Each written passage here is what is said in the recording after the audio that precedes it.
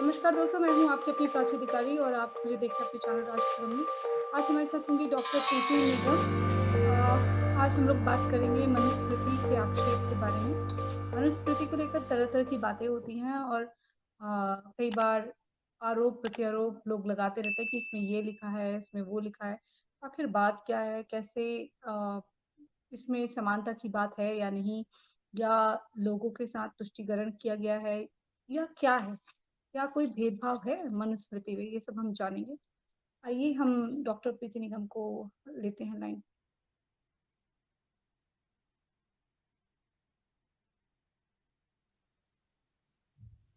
Doctor प्रीति निगम, स्वागत है आपका।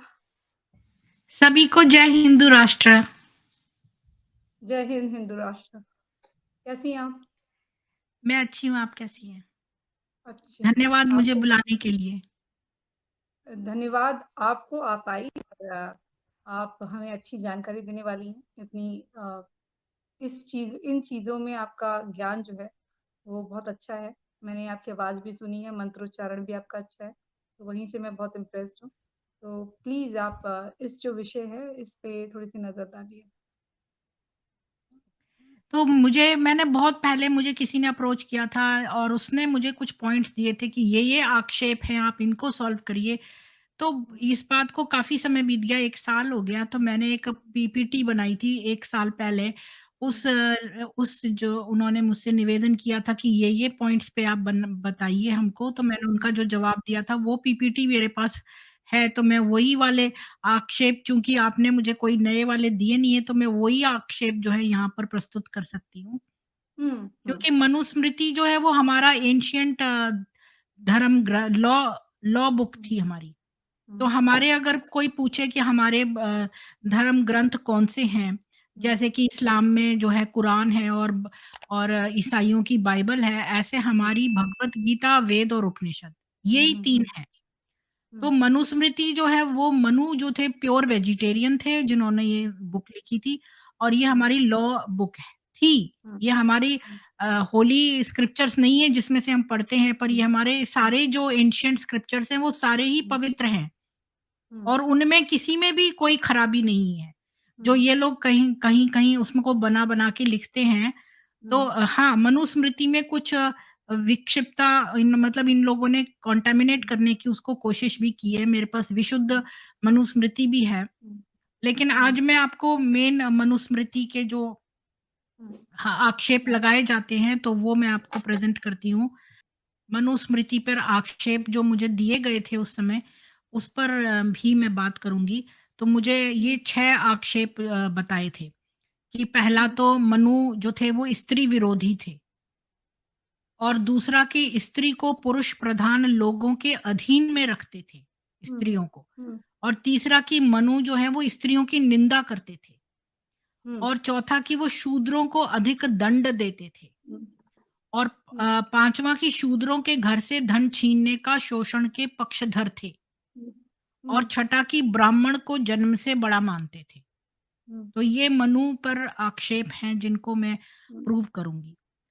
तो जी। पहले चलते हैं, मनु स्त्री विरोधी थे और स्त्रियों की निंदा करते थे। ये दोनों पॉइंट, हुँ, पहला और तीसरा पॉइंट जो हुँ, मैंने हुँ, हुँ, लिया है, ये इकट्ठे ले लिया है कि स्त्री हुँ, विरोधी थे और स्त्रियों की निंदा करते थे, ये दोनों एक जैसे हैं। हुँ, तो मैंने इनको हुँ, कंबाइन कर लिया है कि मैं हुँ, आपको प्रूव करती हूँ कि मनुस्मृति का 3.55, हुँ, 3.56 और 3.57 जो हैं वो अगर श्लोक पढ़ें, हुँ, अ, तो मैं श्लोक नहीं पढ़ती, खाली हुँ, आपको उसका अर्थ बता देती हूँ कि हाँ, यहाँ पर लिखा है, पिता, भाई, पति और देवर को स्त्रियों का सत्कार और हुँ, आभूषण आदि से उनको भूषित करना चाहिए।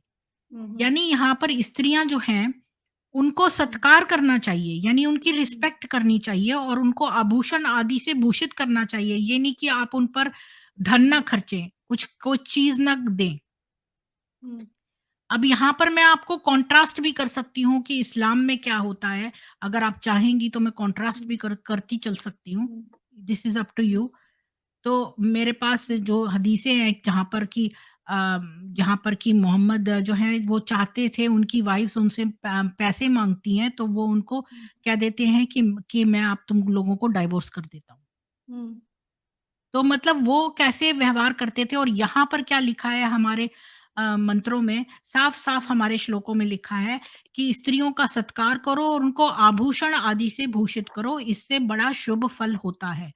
जिस जी, जी। कुल में स्त्रियों का सत्कार किया जाता है, उस कुल पर देवता प्रसन्न रहते हैं। ये तो सभी को पता है, यत्र नार्यस्तु पूज्यन्ते रमन्ते तत्र देवता। हुँ, तो वहाँ और इसके आगे अगली वाला जो लाइन है वो भी देखिए, यत्रे तास्तु न पूजयन्ते सर्वास्तत्र फलाः क्रियाः, यानी कि जहाँ नहीं वहाँ हुँ, सभी धर्म कर्म निष्फल होते हैं। हुँ, जहाँ पर ऐसा नहीं होता वहाँ पर, जहाँ पर होता है वहाँ तो देवता प्रसन्न रहते हैं, जहाँ नहीं होता हुँ, वहाँ पर सारे धर्म और कर्म निष्फल होते हैं।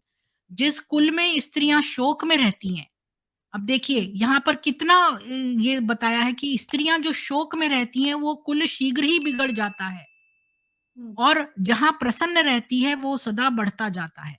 ये लास्ट वाला, हुँ, शोचंती हुँ, जाम यो यत्र हुँ, हुँ, विनश्य विनश्यत्याशु तत्कुलम न शोचन्ततु यत्रेता वर्धते तद्वि हुँ, हुँ, सर्वदा। यानी कि जहाँ पर वो प्रसन्न रहती हैं वो कुल जो है बढ़ता जाता है और जहाँ पर शोक में रहती हैं वो बिगड़ जाता है।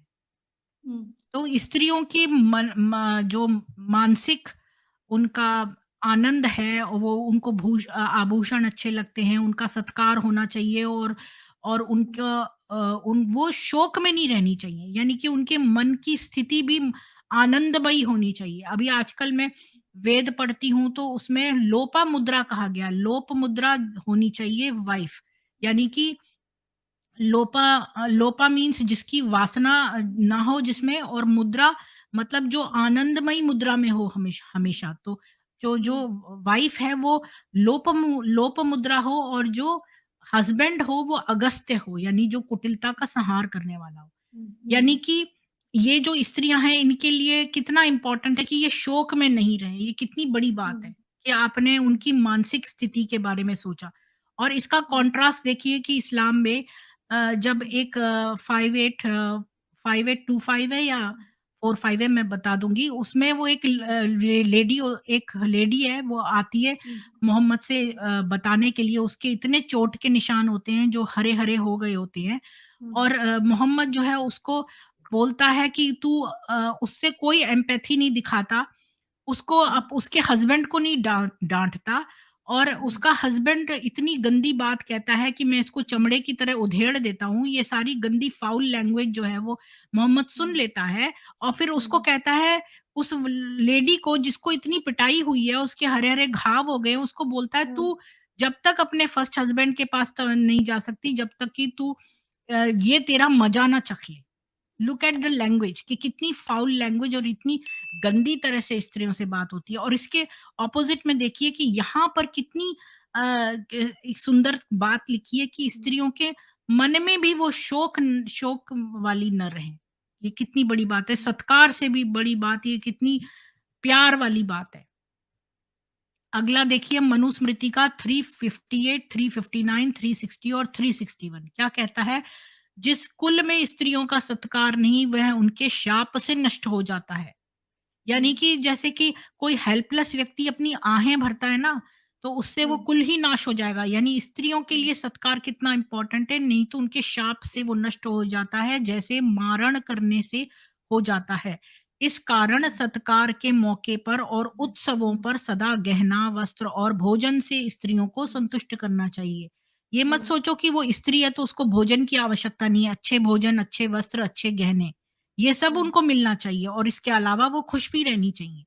अच्छा जिस ये कुल सब में बातें स्त्री हुँ, प्रीति जी ये सब बातें इतनी अच्छी बातें सारी मनुस्मृति में लिखी हुई हैं। हाँ, मैंने तो दिया है ना रेफ़रेंस 358, हाँ। 359, 360 और हुँ, 361 ये सारे जो हुँ, श्लोक हैं ऊपर मैंने पढ़े नहीं क्योंकि मैंने सोचा कि ये हुँ, इसके ना ये प्रिंट इतना अच्छा नहीं है तो मेरे से कहीं त्रुटि ना हो हुँ, जाए इसके हुँ, हुँ, हुँ, संस्कृत पढ़ने में तो मैंने इसीलिए उसको ऑप्ट नहीं किया इसको पढ़ना। लेकिन वैसे हुँ, ये सारे श्लोक मैंने जो है स्निप करके निकाले हैं। मैं राइट। हुँ, मनुस्मृति से खोल कर भी आपको दिखा दूँ वहीं जो मेरी किताबें मैंने ही स्निप करे थे क्योंकि मैंने पूरी हुँ, मनुस्मृति पढ़ी हुई है। हुँ, तो इसमें आगे देखिए कि क्या लिखा है वस्त्र और भोजन से लोगों को पता ही नहीं है। लोग पता है क्या हिंदू ज़्यादातर सोचते हैं कि ये बात कह रहा है, तो ये हुँ, सच ही होगा क्योंकि हम लोग सच हुँ, बोलते हैं तो हम दूसरों पर हुँ, भी सोचते हैं कि ये बंदे सच हुँ, बोल हुँ, रहे होंगे। हुँ, ये हुँ, हुँ, हमारे अंदर शंका पैदा करते हैं हमारे हुँ, हुँ, धर्म ग्रंथों के लिए। हमारे हुँ, हुँ, धर्म ग्रंथों में इतनी सुंदर बातें लिखी हैं कि मेरे हुँ, आँख से आँसू आ जाते हैं जब मैं वेद पढ़ रही होती हूँ तो इतनी ही सुंदर बातें लिखी हुई हैं। और यहाँ हुँ, देखिए कि ये सारी बातें लोगों को पता ही नहीं है। ये लोग हुँ, हमारे को झूठ बोल-बोल के लिखते हैं। जिस कुल में हुँ, स्त्री अपने पति से और पति स्त्री से संतुष्ट रहते हैं, उस कुल में अवश्य कल्याण होता है। यदि स्त्री हुँ, शोभित न हो तो पति को प्रसन्न नहीं कर सकती और बिना खुशी संतान नहीं हो सकती। कितनी बड़ी बात हुँ, है। ये लास्ट लाइन में देखो, बिना हुँ, खुशी संतान नहीं हो सकती। यानी कि जो स्त्री दुखिया है, उससे तुम संतान नहीं पैदा कर सकते। हुँ, स्त्री का खुश रहना बहुत ज़रूरी है संतान पैदा करने के लिए। हुँ, ये एक राइट, प्रकार का हुँ, यज्ञ होता है। हाँ, गृहस्थ राइट, आश्रम एक प्रकार का हुँ, यज्ञ है। हुँ, हुँ, हुँ, हुँ, बिल्कुल आप सही कह रहे हैं और डॉक्टर्स भी कहते हैं कि प्रसन्न होगी तो कंसीव करेगी।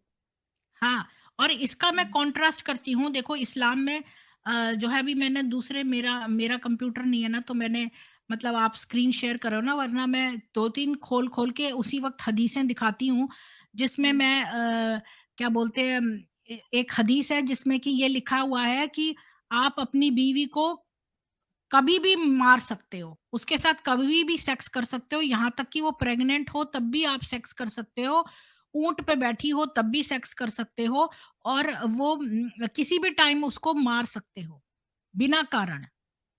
हुँ, बिना मतलब अगर वो हस्बैंड सेक्स के लिए बुलाए और वुमन ना आए, तो रात भर फरिश्ते उसको लानत भेजते हैं, ये भी एक हदीस है। और ये भी कि आप उसको कभी भी मार सकते हो बिना कारण, कोई कारण नहीं पूछ सकता। तो यहाँ पर देखिए कि आप वुमन को किसी तरह से एक खेती समझ के उसके साथ खाली हुँ, बच्चे पैदा कर रहे हो, उसका हुँ, मानसिक स्थिति नहीं देख रहे। हुँ, एक तो हुँ, वेदों का में मैं अगर मैंने पढ़ा कि कैसे वायु स्नान इम्पोर्टेंट है और सूर्य की किरणें पड़नी चाहिए। ये लोग बुर्के में रखते हैं, वुमन को इतना मेंटली टॉर्चर करते हैं, ऊपर से 4-4 3-3 सौतें उसकी ले आते हैं। तो हुँ, कितना वो उसको मानसिक प्रसन्न करते हैं और फिर उनसे बच्चे हुँ, पैदा कर रहे हैं। यहाँ पर लिखा है कि हुँ, जब तक स्त्री शोभित ना हो तो पति को प्रसन्न नहीं कर सकती, यानी कि स्त्री हुँ, की शोभा कैसे होगी? उसको अच्छे वस्त्र, उसको गहना और भोजन मिलेगा।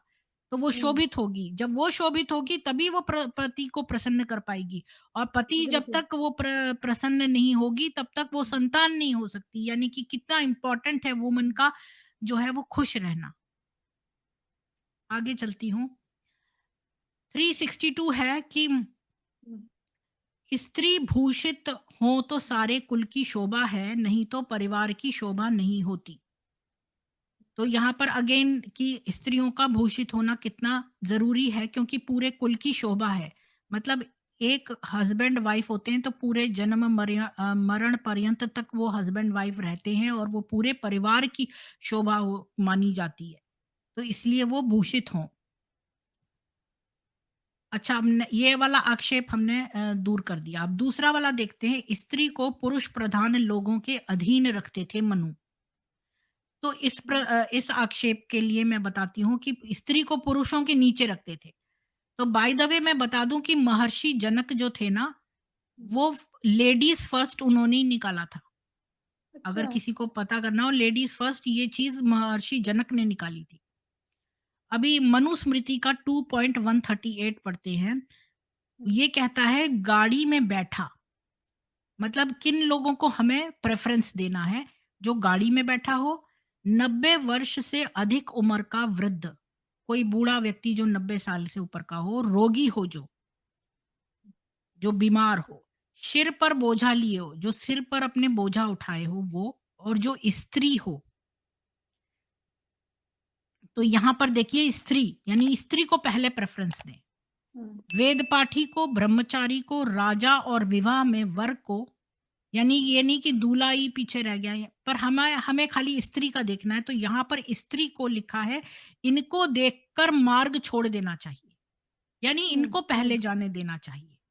हुँ, यानी आप रास्ते में कहीं जा रहे हो तो इनको फर्स्ट प्रेफ़रेंस दीजिए, आगे या किसी लाइन में जा रहे हो तो ऐसे लोगों को यहाँ पर ये सारे जो लोगों का दिया हुआ है, जहाँ राजा भी है, वेद पाठी भी है, 90 बूढ़ा भी है, रोगी भी है, स्त्री भी है, इनको फर्स्ट प्रेफ़रेंस मिलनी चाहिए। तो यहाँ पर न्यायपूर्वक बात कही है।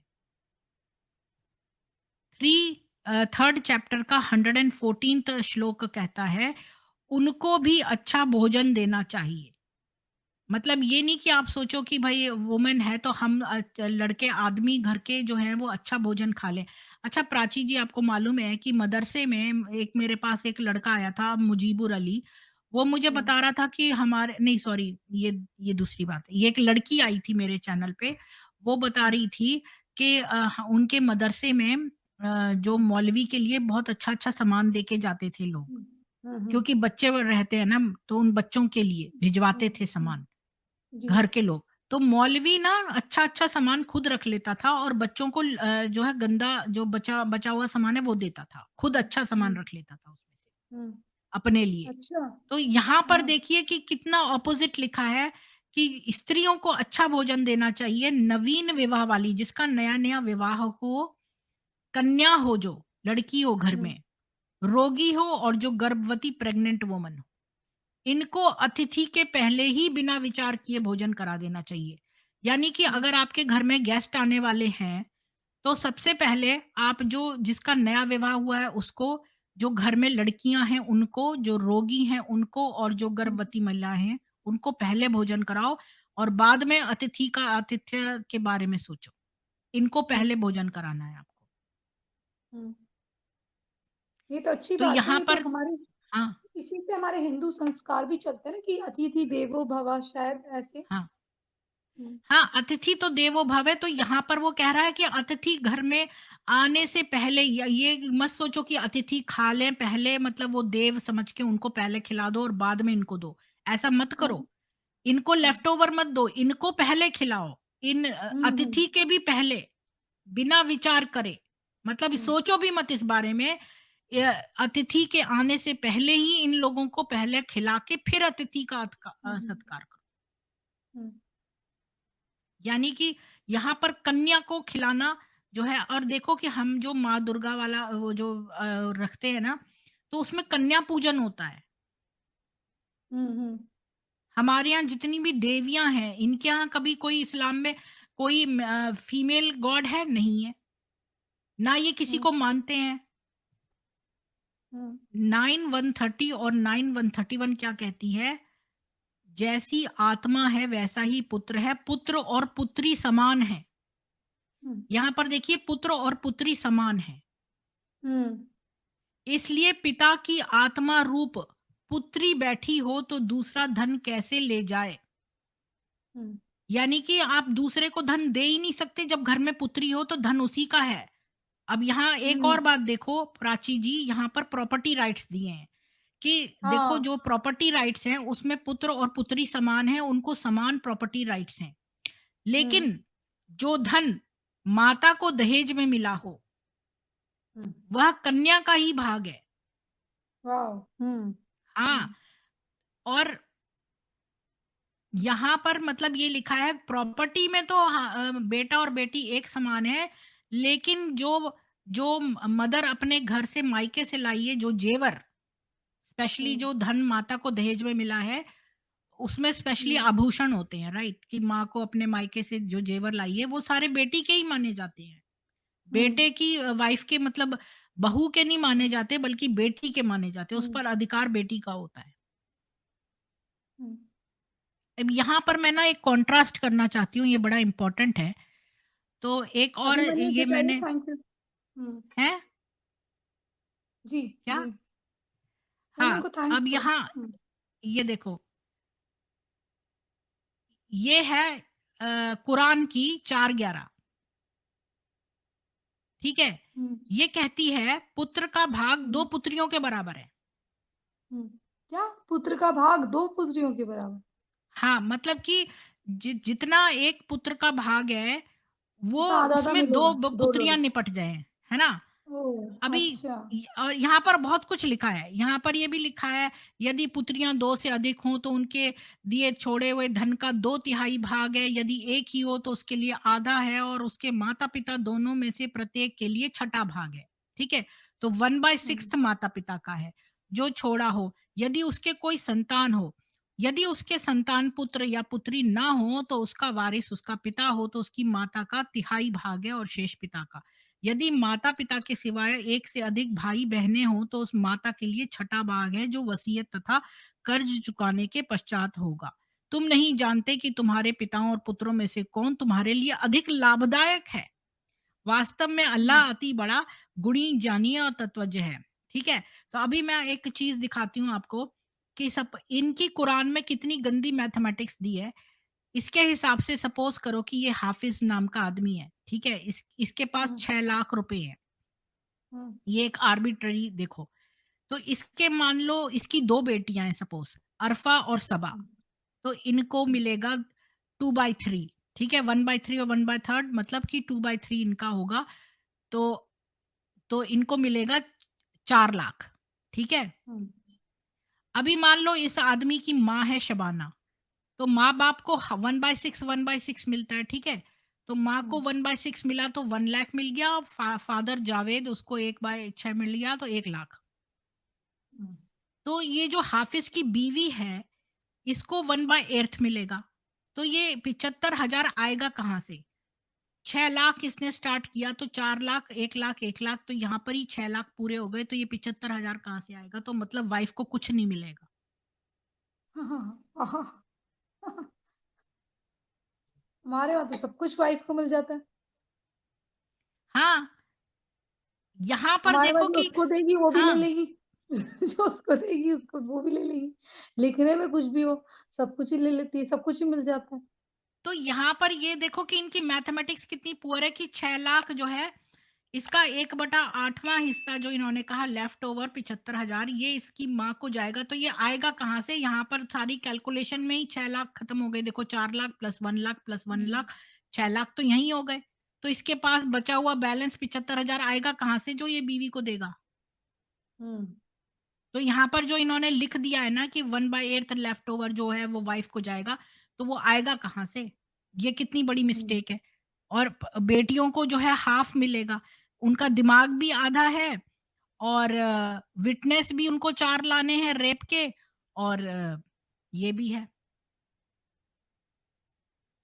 तो यहाँ पर हमने प्रॉपर्टी राइट्स बता दिए कि देखो कि पुत्र और पुत्री समान है और जो माँ को दहेज में मिला है वो कन्या का ही भाग है। जी। अभी नेक्स्ट चलते हैं मनुस्मृति का 8वें चैप्टर का 28th श्लोक और 29th श्लोक। हुँ, तो हुँ, इसमें क्या लिखा है? बंध्या स्त्री जिसके कि कोई बच्चा ना हो, अपुत्रा, सपिंड रहित, पतिव्रता, विधवा और बहुत दिन की रोगी स्त्री का भी धन राजा की रक्षा में रहे।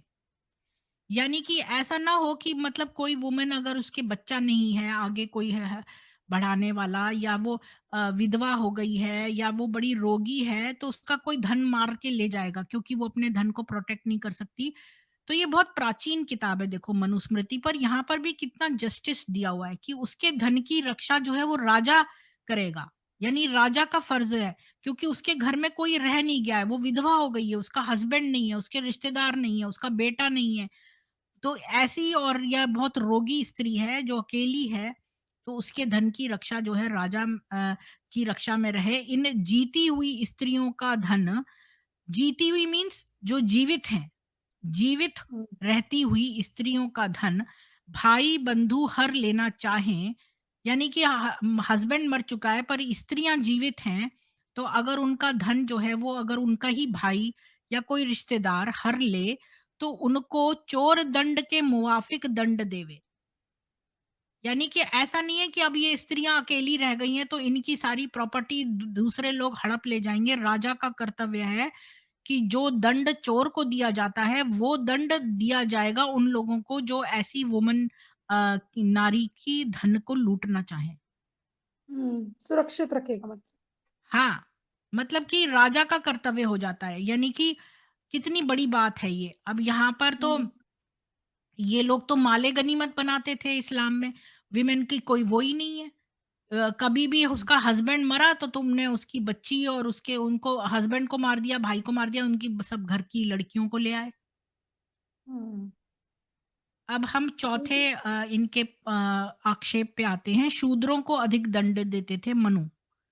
उनके हिसाब से शूद्र जो हैं वो निकृष्ट हैं और उनको अधिक दंड मिलेगा। तो इसका भी हुँ, हम वो करते हैं कि वर्ण व्यवस्था महर्षि मनु ने मनुष्य के गुण, कर्म, स्वभाव पर आधारित समाज व्यवस्था की रचना करके वेदों में परमात्मा द्वारा दिए गए आदेश का ही पालन किया है। तो ऋग्वेद का 10.10 और 11 और 12, और यजुर्वेद का 31.10 और 11, और अथर्ववेद का 19.6.5 और 6।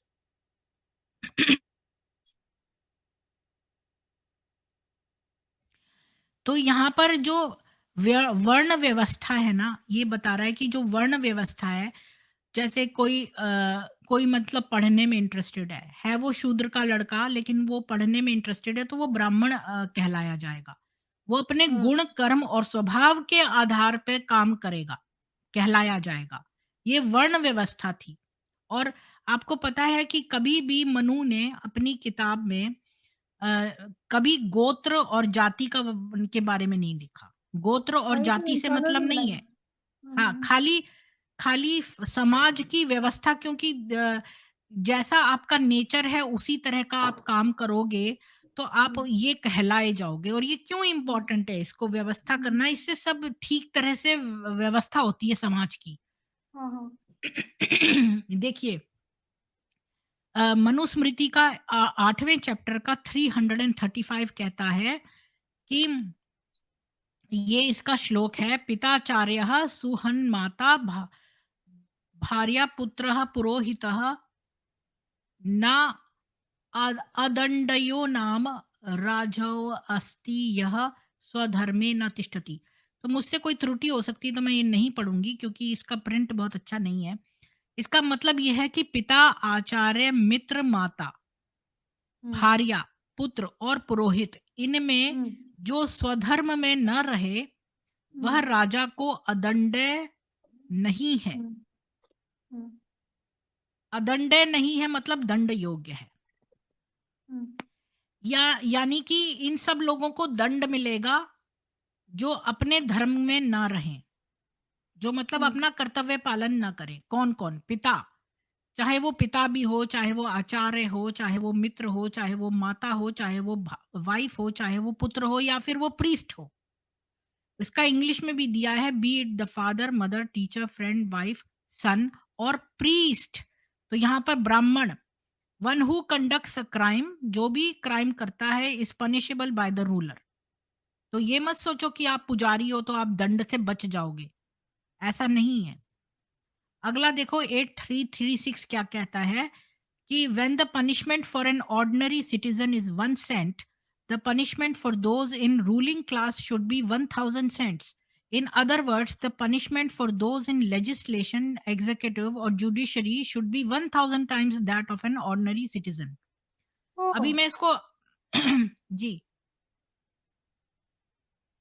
हुँ, मैं हुँ, इसको हुँ, ये बताना चाहती हूँ कि अगर ये जो वर्ण व्यवस्था करी गई थी, तो ब्राह्मण जो है वो जानी माना जाता था, और जो मतलब पढ़ने लिखने में इंटरेस्टेड है वो ब्राह्मण बनता था अपने गुण कर्म स्वभाव के अनुसार, और जो मैनुअल वर्क करता था और सेवा का काम करता था वो शूद्र होता था। सपोज कि कोई शूद्र कोई क्राइम कमिट करता है और वही क्राइम एक ब्राह्मण कमिट करता है, तो ब्राह्मण को 1000 टाइम्स ज्यादा दंड मिलेगा हुँ, उसी क्राइम का जो एक शूद्र ने किया है, क्योंकि शूद्र जो है वो अज्ञानी है, पर ब्राह्मण ने जान होते हुए भी क्राइम किया। तो अब मैं इसका हिंदी पढ़ देती हूँ। जिस अपराध में अन्य लोग कार्पापण दंड के योग्य हैं, उसी अपराध में राजा को सहस्रपंड दंड हो, यह मर्यादा है। यानी कि अगर वो ऊंचे स्थान पर स्थित है तो उसको तो 1000 टाइम्स ज्यादा दंड मिलेगा। यहाँ पर राजा के लिए कहा है, यहाँ पर उस ब्राह्मण के लिए नहीं कहा है। मैंने गलत एग्जाम्पल दे दिया, वो आगे दूंगी मैं, वो भी आएगा आगे। तो यहाँ पर राजा को 1000 जो है वो मिलेगा।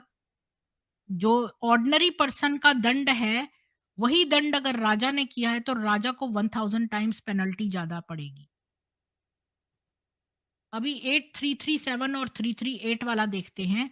यहाँ कहता है शूद्र को चोरी में 8 गुणा पाप होता है, ठीक है? वैश्य को 16 गुणा, क्षत्रिय को 32 गुणा। यानी सेम क्राइम में अगर मान लो चोरी करे शूद्र तो उसको 8 टाइम्स का जो है पाप होगा, वैश्य को 16 टाइम्स, क्षत्रिय को 32 गुणा, ब्राह्मण को 64 गुणा, यानी 64 टाइम्स जो है ब्राह्मण को ज़्यादा पाप पड़ेगा। 128 गुणा या फिर 128 गुणा पाप होता है। कहीं पर 64 है, कहीं पर 128 है, क्योंकि वो चोरी के दोष गुण जानने वाला है। क्योंकि वो ज्ञानी है, उसको पता है चोरी करना बुरी बात है। एक शूद्र है, उसको इतनी समझ नहीं है, वो तो खाली मैनुअल वर्क करता है, तो उसको केवल 8 गुणा पाप होगा, जबकि इसको 64 या 128 गुणा पाप होगा ब्राह्मण को। तो यहाँ इंग्लिश में भी लिखा है, if one conducts a theft willingly and in full senses, knowing the implications, he should be penalized 8 times that of an ordinary thief if he is a shudra. The penalty should be 16 times if he is a vaishya, 32 times if he is a kshatriya, and 64 times if he is a brahmin. The punishment can be even 100 times or 128 times if he is a brahmin. In other words, the punishment should be directly proportional to knowledge and the social status of the criminal. यानी कि social status मतलब कि राजा था वो, या फिर knowledge वाला जितना है यानी कि ब्राह्मण है, तो उसको उतना ही ज़्यादा सीवियर पनिशमेंट मिलेगी उसी क्राइम की। तो यहाँ पर ब्राह्मण को क्या फ़ायदा है? बेचारा पूरी उम्र जो है मर-मर के पढ़ रहा है और फिर एंड में जाकर भी उसको पनिशमेंट भी ज़्यादा मिल रही है। तो यहाँ पर कैसे ये ब्राह्मण फ़ायदे में है? मुझे तो ये समझ में नहीं आ रहा। जितने भी होते हैं ब्राह्मण मैंने जनरली पुअर देखे हैं। सेम, बेचारे लोगों सेम को मैंने भी। उसमें जो है वो प्रीच कर के या अपने मंदिर में जो भी आ जाता है थोड़ा बहुत, उस तरह से अपना निर्वाह करते हैं ये पंडित बेचारे। इतना पढ़े भी, इनको पाप भी ज़्यादा पड़ता है और इनको पेनल्टी भी ज़्यादा देनी पड़ती है। सही, सही बात बिल्कुल सही बोली। अभी नेक्स्ट देखो मनुस्मृति का 7वें चैप्टर का 17, 18, 19 और 20, ये 4 हैं एक्चुअली। तो यहाँ पर पूरा दिया है कि वह दंड ही राजा है, वही पुरुष है और वही नेता तथा शासिता और चारों आश्रमों के कर्म का प्रतिभू यानी जामिन है। ये 17वां है और 18वां है, दंड संपूर्ण प्रजा का शासन करता है, दंड ही रक्षा करता है, सबके सोते हुए दंड ही जगाता है। उसी के डर से चोर चोरी नहीं करते, विद्वान लोग दंड को धर्म जानते हैं। तो ये कह रहा है कि a powerful and rational penal system यानी दंड का ये जो हमने व्यवस्था करी है इज द ट्रू रूलर, यानी असली शासक जो है वो दंड ही है। Dand is the propagator of justice, dand is the disciplinarian, dand is the administrator, dand alone protects the four varnas and four phases of life, dand protects the public and dand keeps the nation awakened. That is why wise people proclaim that dand is the dharma. यानी अगर आप किसी को दंड, दंड ही शासक है, वो अगर आप दंड नहीं दोगे तो ये लोग बढ़ते चले जाएंगे और करते चले जाएंगे गलत काम। तो इसलिए सब वर्णों के हिसाब से दंड निर्धारित है। अगर आप ब्राह्मण है तो आप कोई सुपीरियर नहीं है, आपको तो बल्कि दंड ज्यादा मिलेगा। हुँ। अगला है when dand is used with wisdom and responsibility it brings prosperity and bliss among public and when dand is used recklessly it destroys the ruler. तो यहाँ पर दंड का भी वो पूरे 4 थे ना, मैंने बताए थे 4 श्लोक 17, 18, 19, 20, तो 19, 20 इस पेज पे दिए हैं कि वह शास्त्र से अच्छे प्रकार देखकर घिरा हुआ संपूर्ण प्रजा को प्रसन्न करता और बिना देखे किया हुआ चारों ओर से नाश करता है। यानी कि अगर रिस्पॉन्सिबिलिटी से दंड लगाओ, अगर तुम बेवजह लोगों को दंड कर रहे हो और ये भी नहीं देख रहे कि किस जुर्म के हिसाब से दंड तय करा जाता है, अगर तुम उसको रेकलेसली यूज कर रहे हो तो शासक ही डिस्ट्रॉय हो जाएगा। आलस्य रहित राजा यदि अपराधियों को दंड न देवे तो शूल पर मछली के समान अति बलवान लोग निर्बलों को भून डालें। हुँ। यदि अगर वो दंड नहीं देगा बदमाशों को तो ये जो बदमाश हैं ये बढ़ बढ़ के जैसे इंडिया में स्थिति हो गई है, इन लोगों को जैसे पत्थरबाजी करी, ये सब करा, अब जाकर जो है इनकी नेट खत्म करा, तब जाके इनको फेंकने के पैसे नहीं मिले, तो इन्होंने पत्थर फेंकने बंद कर दिए। तो मोदी गवर्नमेंट ने खाली मोटिवेशन खत्म कर दिया, इनाम हटा दिया, तो इनाम हटाने से इनका कार्य समाप्त हो गया। पर एक्चुअली में दंड देना बहुत जरूरी है। अगर आप दंड नहीं देंगे तो बलवान लोग जो है, जो आतंकी लोग हैं, जिनको वेदों में यातुधान कहा गया है, यातुधान मतलब जो दूसरों को कष्ट देते हैं, और अत्यक्रमण लोग वो होते हैं जो दूसरों को खा जाते हैं, कैनिबल। यहाँ के मौलवी, इनके इस्लामी मौलवी कहते हैं कि इमरजेंसी के टाइम पे स्त्रियों और बच्चों को खा सकते हैं। तो ये देखिए कि ये लोग जो हैं निर्बलों को भून डालेंगे, जैसे कश्मीर में हुआ, जैसे मेवात में हुआ, ऐसे हर जगह हो रहा है, क्योंकि बलवान लोग जो हैं निर्बलों को भून डाल रहे हैं, क्योंकि शासन जो है दंडित नहीं कर रहा मौलवियों को पकड़ के। अब ये कुछ रेफरेंसेस हैं, मुझे क्रेडिट जाता है अग्निवीर को। तो यहाँ पर एग्जांपल्स हैं, जैसे अत्रे ऋषि was a son of a दास और अ क्रिमिनल। मतलब वो एक क्रिमिनल को क्या बोलेंगे, एक अपराधी के अपराधी। बेटे थे। हाँ, अत्रे ऋषि जो थे वो एक अपराधी के बेटे थे, लेकिन वो ब्राह्मण बन गए हाईएस्ट ऑर्डर के। और हुँ, अत्रेय ब्राह्मण उन्होंने लिखा है, अत्रेय उपनिषद में उनका पूरा एक उपनिषद है उनके नाम से। और थैंक गॉड आपने हाँ, समझा पा रहे हो, क्योंकि मैं तो हाँ, बता-बता के तंग आ गई कि जाति मनुष्य एक जाति है, पशु-पक्षी एक जाति है, इंसेक्ट एक जाति है। हम ये जो हम सरनेम लिखते हैं, ये हमारे गाँव का या कहीं से हमारी पहचान होती है, ये हमारी वो जातियाँ नहीं हैं। ये ब हम अपना वर्ण कभी भी चेंज कर सकते हैं। जैसे परशुराम जी ने ब्राह्मण से क्षत्रिय बने, वो वैसे ही। हुँ। ऐसे मैं अभी बहुत सारे एग्ज़ाम्पल दूँगी। देखो, ऐत्रेय ब्राह्मण जो है वो पढ़ना ज़रूरी है ऋग्वेद के लिए। ऐसे ही हुँ, आलुष एलुष ऋषि जो थे वो एक दासी के बेटे थे, और एक वो थे गैम्बलर थे, मतलब जुआ खेलते थे और बहुत ही नीच कैरेक्टर के थे। लेकिन जब उन्होंने ऋग्वेद पढ़ा तो उन्होंने बहुत डिस्कवरी की और वो आचार्य बन गए।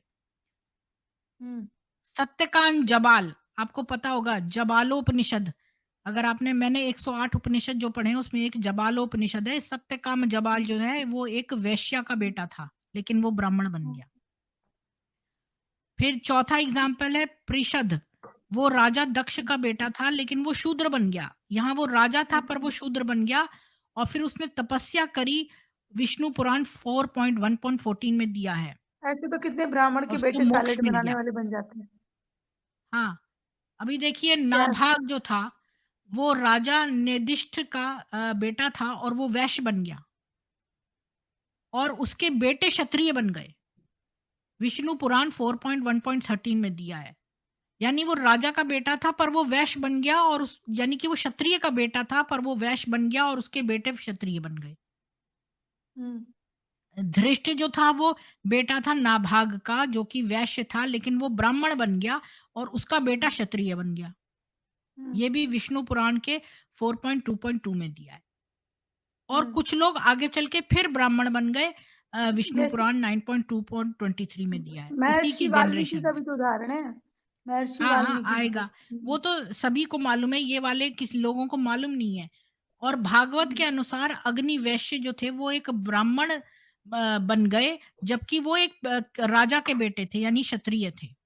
हुँ, राहोतर जो था वो क्षत्रिय फैमिली में पैदा हुआ, लेकिन वो ब्राह्मण बन गया विष्णु पुराण और भागवत के अकॉर्डिंग। हारित जो था वो ब्राह्मण बन गया, जबकि वो क्षत्रिय का बेटा था, विष्णु पुराण 4.3.5। शौनक जो था वो ब्राह्मण बन गया, जबकि वो क्षत्रिय फैमिली में पैदा हुआ था, विष्णु पुराण 4.8.1। और वायु पुराण के हिसाब से और विष्णु पुराण और हरिवंश पुराण के हिसाब से जो बेटे थे शौनक ऋषि के, वो इन चारों वर्णों में थे, यानी ब्राह्मण, क्षत्रिय, वैश्य और शूद्र। यानी शौनक के बेटे सारे वर्णों में चले गए।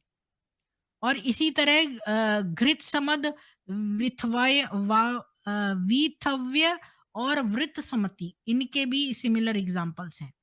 मातंग जो है ना वो एक चंडाल का बेटा था, लेकिन वो ब्राह्मण हुँ, बन गया। ये महाभारत के अनुशासन पर्व के चैप्टर 3 में दिया है। रावण जो था वो पुलत्स्य ऋषि का बेटा था, लेकिन वो राक्षस बन गया।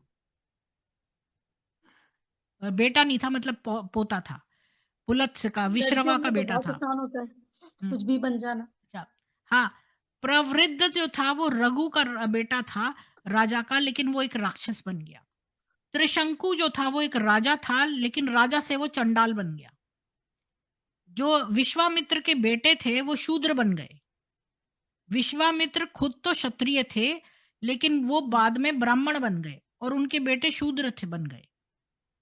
हुँ, और विदुर जो था वो एक दासी पुत्र था, लेकिन वो ब्राह्मण बन गया और मंत्री बन गया हस्तिनापुर का।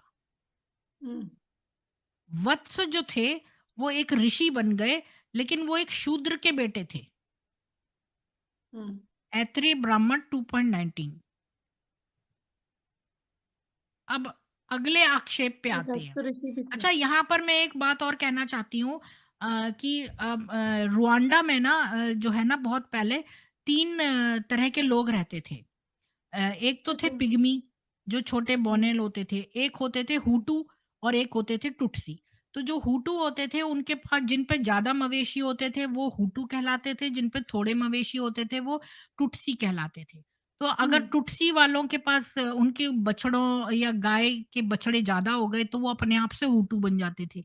हुटू के हुँ, कुछ गाय-बैल मर गए तो वो टुटसी बन जाते थे। तो हुँ, मवेशियों के हिसाब से वो हुटू और टुटसी कहलाते थे। तो वो अपने आप हुँ, से बन जाते थे। टुटसी बन जाता था, टुटसी हुटू बन जाता था। लेकिन वहाँ पर पहले वो आए, जर्मन्स आए, हुँ, उन्होंने सोचा इनको क्लासिफ़ाई कर दिया जाए, एक सोशल जैसे आधार कार्ड होता है, तो उन्होंने उनका क्लासिफ़िकेशन स्टार्ट किया, लेकिन वो कर नहीं पाए। बाद में बेल्जियंस आ गए, उन्होंने इस चीज़ को पूरा किया।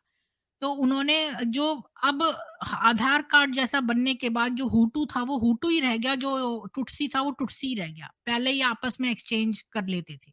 ऐसे ही हमारे समाज में जो ब्राह्मण था, अभी मैंने इतने सारे एग्जाम्पल्स जो दिखाए हैं कि इतने सारे चांडाल राजा बन रहा है, उस एक के ऋषि के सारे पुत्र जो हैं चारों वर्णों में जा रहे हैं, तो इतने सारे फ्लेक्सिबिलिटी थी। लेकिन ये हुँ, फ्लेक्सिबिलिटी लूज़ तब हुई जब अंग्रेज़ों ने क्लासिफिकेशन स्टार्ट किया इंडिया में आके।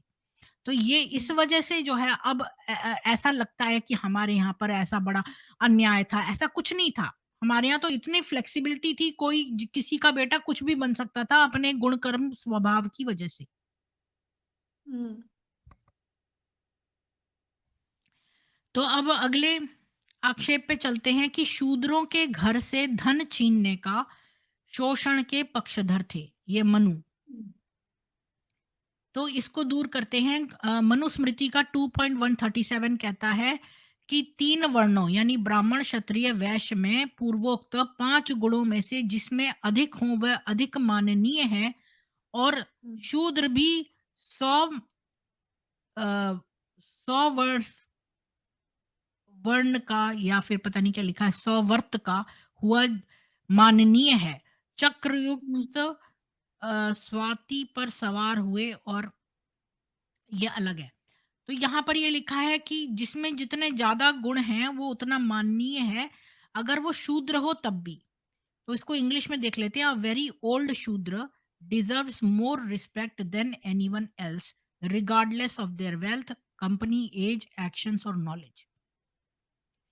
This special provision is accorded only to शूद्र।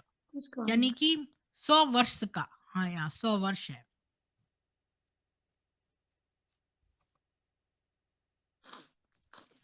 यानी कि जो बूढ़ा है शूद्र वो ज़्यादा रिस्पेक्ट जो है वो आपकी डिज़र्व करता है। 7वां चैप्टर का 125 और 126 कहता है, Manu also orders the ruler to ensure that the salary and perks of Shudras be never reduced in any circumstance. तो हुँ, यहाँ पर राजा के काम में हुँ, नियुक्त स्त्रियों और काम करने वाले पुरुषों की उनके कर्म के अनुसार पदवी और वृत्ति सदा नियत किया करे। तो यहाँ पर ये बताया है कि जो राजा के महल में काम करते हैं स्त्रियां, और जो काम करने वाले लोग हैं, जो मैनुअल वर्क करते हैं, वो सब शूद्र वर्ण में आते हैं, जो मैनुअल लेबर करते हैं, सेवा करते हैं। तो हुँ, ये उनकी पदवी और उनकी जो रिस्पॉन्सिबिलिटी है ना, उसके हिसाब से वेतन जो है वो तय होगा। अर्थात हुँ, वेतन में घंटों और वृद्धि करें, ठीक है? उसी के हिसाब से बढ़ोतरी होगी। निकृष्ट चाकर को वेतन एक पण हुँ, देवें और हुँ। 6 महीने में 2 कपड़े, यानी निकृष्ट चाकर, यानी ऐसा चाकर जो कोई काम ज़्यादा नहीं करता है, मतलब निकृष्ट कुछ टाइप भी का ना है। करता हो। तुच्छ, मतलब तुच्छ व्यक्ति ना हो, मतलब ज़्यादा अच्छा काम ना करता हो, जो अच्छी हुँ, रिस्पॉन्सिबिलिटी वाला काम नहीं करता है, ऐसी जो बेकार सा है, निकृष्ट है। ऐसा बेकार निकृष्ट तो नहीं। चाकर को वेतन एक पण, मतलब हुँ, वहाँ जो ये चलता था उस समय, पण के हिसाब हुँ, से वेतन 1 पण दें और 6 महीने में 2 कपड़े। ये बहुत पुरानी किताब है ना, उसके हिसाब से लिखा है। हुँ।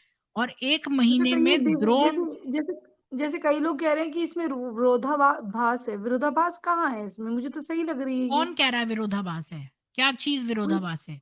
दिव्या जोशी कह रही है कि अरे इसमें वो दिव्या विरोधाभास। जोशी एक आदमी है जो मेरे चैनल पे आके गलत-गलत चीज़ें बोलता रहता है। वो कुछ-कुछ बोलता है। मैंने उसको इनवाइट किया कि भई मेरे चैनल पे ऊपर आओ और वहाँ पर मेरे से क्वेश्चन्स पूछो, मैं खोल के दिखाऊँगी तुमको। तो वो तैयार नहीं हुँ, हुआ। ना ईमेल लिखी हुँ, उसने मुझे।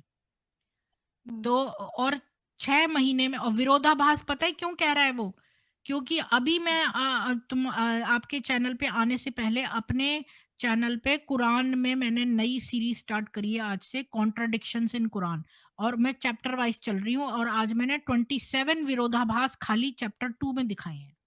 यानी हुँ, कि हुँ, हुँ, सूरत बकरा में, हुँ, सूरा बकरा में हुँ, 27 विरोधाभास दिखाए हैं मैंने आज ही। हुँ, जस्ट वहाँ से खत्म करके ही आपके चैनल पे आई हूँ। हुँ, तो ये वहाँ पर था, दिव्या जोशी नाम का आईडी वाला। हुँ, तो ये कह रहा है कि निकृष्ट चाकर को वेतन 1 पण दें और 6 महीने में 2 कपड़े और 1 महीने में द्रोण भर धान्य देवें और उत्कृष्ट उत्तम काम वाले को। अब यहाँ पर ये दिया है जो कोई काम नहीं करता और गलत, मतलब बहुत लो वाला है वर्कर, उसको इतना दें, उसको भी इतना दें, और जो उत्कृष्ट उत्तम काम वाले को 6 गुणा दें, मतलब 6 टाइम्स दें। तो ये मतलब ये लिखा है कि जो कम वाला है उसको भी इतना आपको करना है, जो इतने निकृष्ट से निकृष्ट है, और जो अच्छा है उसको 6 टाइम्स और देना है। हुँ, अगला है 8वें चैप्टर का 216, कहता है, जो नौकर बिना बीमारी के अहंकार से कहे हुए काम को न करे। अब उन लोगों हुँ, के बारे में भी दिया है। अब पता है मनुस्मृति के ना चैप्टर्स हुँ, हर एक चीज़ में डिवाइडेड है। जैसे कि राजा के क्या धर्म है, मनुष्य के क्या धर्म है, फलाने के क्या धर्म है, ऐसे-ऐसे चैप्टर्स में डिवाइडेड है। तो अब ये नौकरों के बारे में है, तो वो कह रहा है ऐसा नौकर हो जो कुछ भी, मतलब अहंकार में कोई बातें कहे, जो बिना हाँ, बीमारी के, मतलब ऐसा नहीं है कि रोगी हो, मतलब बीमार है तो भई चलो कोई बात नहीं है, कुछ कह रहा हो। हुँ, जो बिना बीमारी के, यहाँ पे साफ-साफ लिखा है, जो बीमार ना हो और वो अहंकार से कहे हुए काम को ना करे। आप कोई काम बताएँ और वो ना करे। वो 8 हुँ, कृष्ण कृष्ण दंड के योग्य है और वेतन भी उसको ना दें। यानी वो काम नहीं कर रहा है तो वेतन क्यों पाएगा? तो वेतन ना दें। यदि व्याधादि पीड़ा रहित नौकर जैसा काम कहा वैसा ठीक-ठीक करता रहे, अगर मान लो, अब यहाँ पर देखो कितना बढ़िया दिया है, माय गॉड! यहाँ पर दिया है कि जो पीड़ा रहित नौकर है, जिसको कोई रोग नहीं है, ऐसा नौकर हुँ, हो, जिसको कोई बीमारी ना हो, लेकिन जैसा आपने काम बताया है वैसा ठीक-ठीक कर रहा है, तो अगर ऐसा बीमार पड़ जाए, तो बीमार होने पर बहुत दिन का भी वेतन पाए। यानी कि जो आपका सही-सही काम करता है बिना बीमारी के टाइम पे, तो ऐसा व्यक्ति अगर बीमार भी पड़ जाए, तो आप उसको पूरा वेतन दें। हुँ, तो यहाँ पर कितना जस्टिस दिया है कि जब वो बिल्कुल। हाँ, मैं एक एक चीज़ प्रीति जी कहना चाहती हूँ। जन समस्या आपने जो लिखा है ना कि मनुस्मृति समाज को बाँटता है, शूद्र, वैश्य, क्षत्रिय ये सब बकवास है। देखिए, ये काम है। अगर डॉक्टर, इंजीनियर प्रोफ़ेसर होना बकवास है, ये उस तरीके से आप बोल रहे हैं। आपके मन में या लोगों के मन में जो जातियाँ डाली गई हैं ना, जाति भेद, वो इस तरह से घर कर चुका है कि लोग अपने आप को छोटा समझते हैं, कोई बड़ा समझता है और ये सब समझने के चक्कर में ज्ञानहीन हो जाते हैं और आपस में ही लड़ते हैं। जबकि कोई पदवी होना कोई गलत बात नहीं, किसी के पास कोई पद है अगर, उसे नॉलेज है, उस नॉलेज के बेसिस पर, समझ रहे हैं?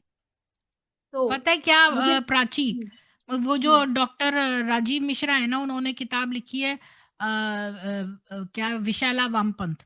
उसमें हुँ, उन्होंने बहुत ही खूबसूरत ये बात कही है कि पंचमक्कार जो हैं, जिसमें वामपंथी, हुँ, इस्लामी ये सब लोग आते हैं, ये जो हुँ, पंचमक्कार हैं, ये हमेशा सोसाइटी को डिवाइड करेंगे। इनकी पहचान हुँ, ही ये है, जहाँ पर ये बात लिखे ना, ये कहें कि भई हुँ, आर्य समाजी मूर्ति पूजक, या फिर कहें हिंदू हिंदू और खालिस्तानी, या कहें हुँ, ब्राह्मण शूद्र, या फिर कहें ब्राह्मण और दलित, और नव बौद्ध और हिंदू, इस तरह की हुँ, बातें करें ना, और कुछ नहीं मिलता तो स्त्री पुरुष ही करते हैं।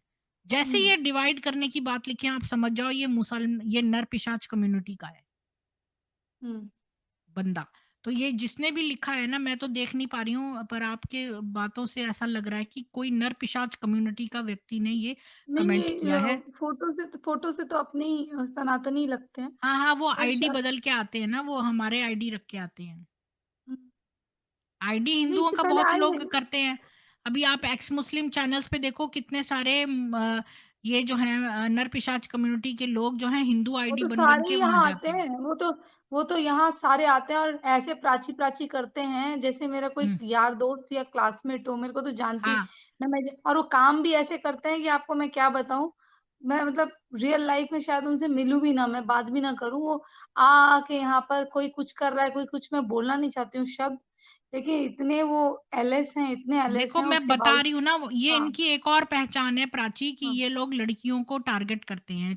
बहुत क्योंकि ज़्यादा। इनको लव जिहाद टाइप का करना होता है, तो इनको इसके पैसे भी मिलते अपना हैं मस्जिदों स्टैंडर्ड तो से। देखे कम से कम, हाँ। अपना स्टैंड कोई क्या पसंद करता है, अभी आके एक ने लिखा था क्या ये हिंदुओं का चैनल है। अब मेरे को कहते हैं कि उनको इनवाइट करो, मैं क्यों इनवाइट करूँ? भई मैं अपने सनातनी को इनवाइट करूँगी, मुझे किसी से मतलब ही नहीं है।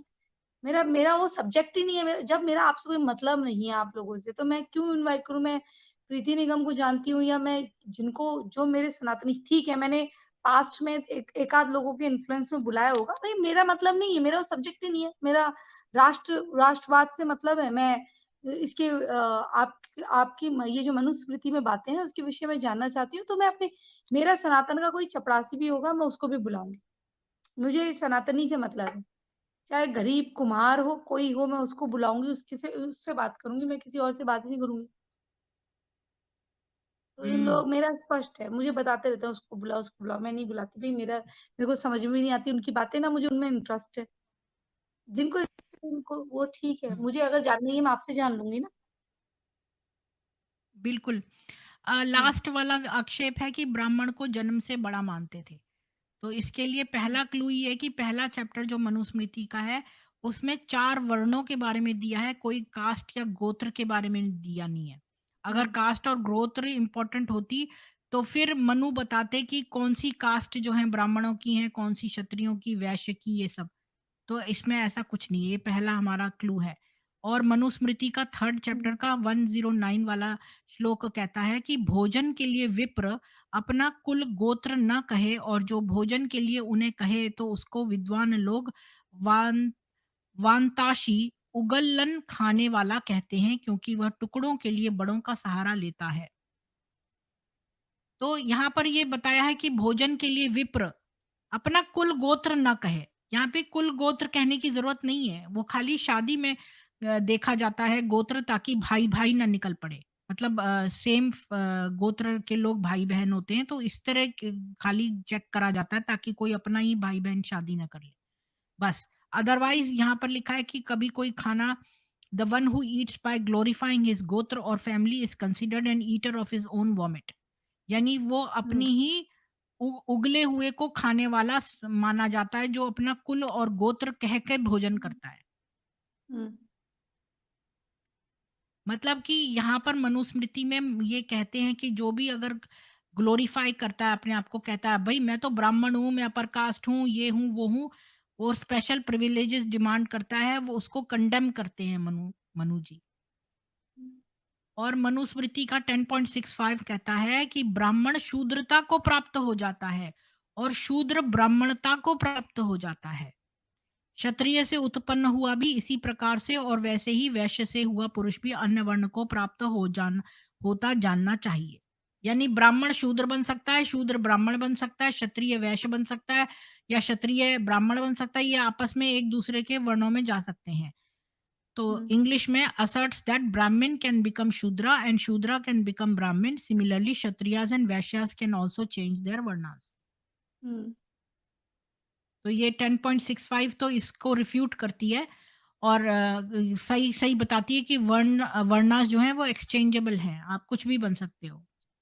हुँ, मनुस्मृति 9वें चैप्टर का 335 बताता है कि स्वच्छ रहने वाला, अच्छा, मेहनती और नम्रता से बोलने वाला तथा अहंकार रहित, नित्य ब्राह्मण आदि की सेवा करने वाला शूद्र उच्च जाति को प्राप्त हो जाता है।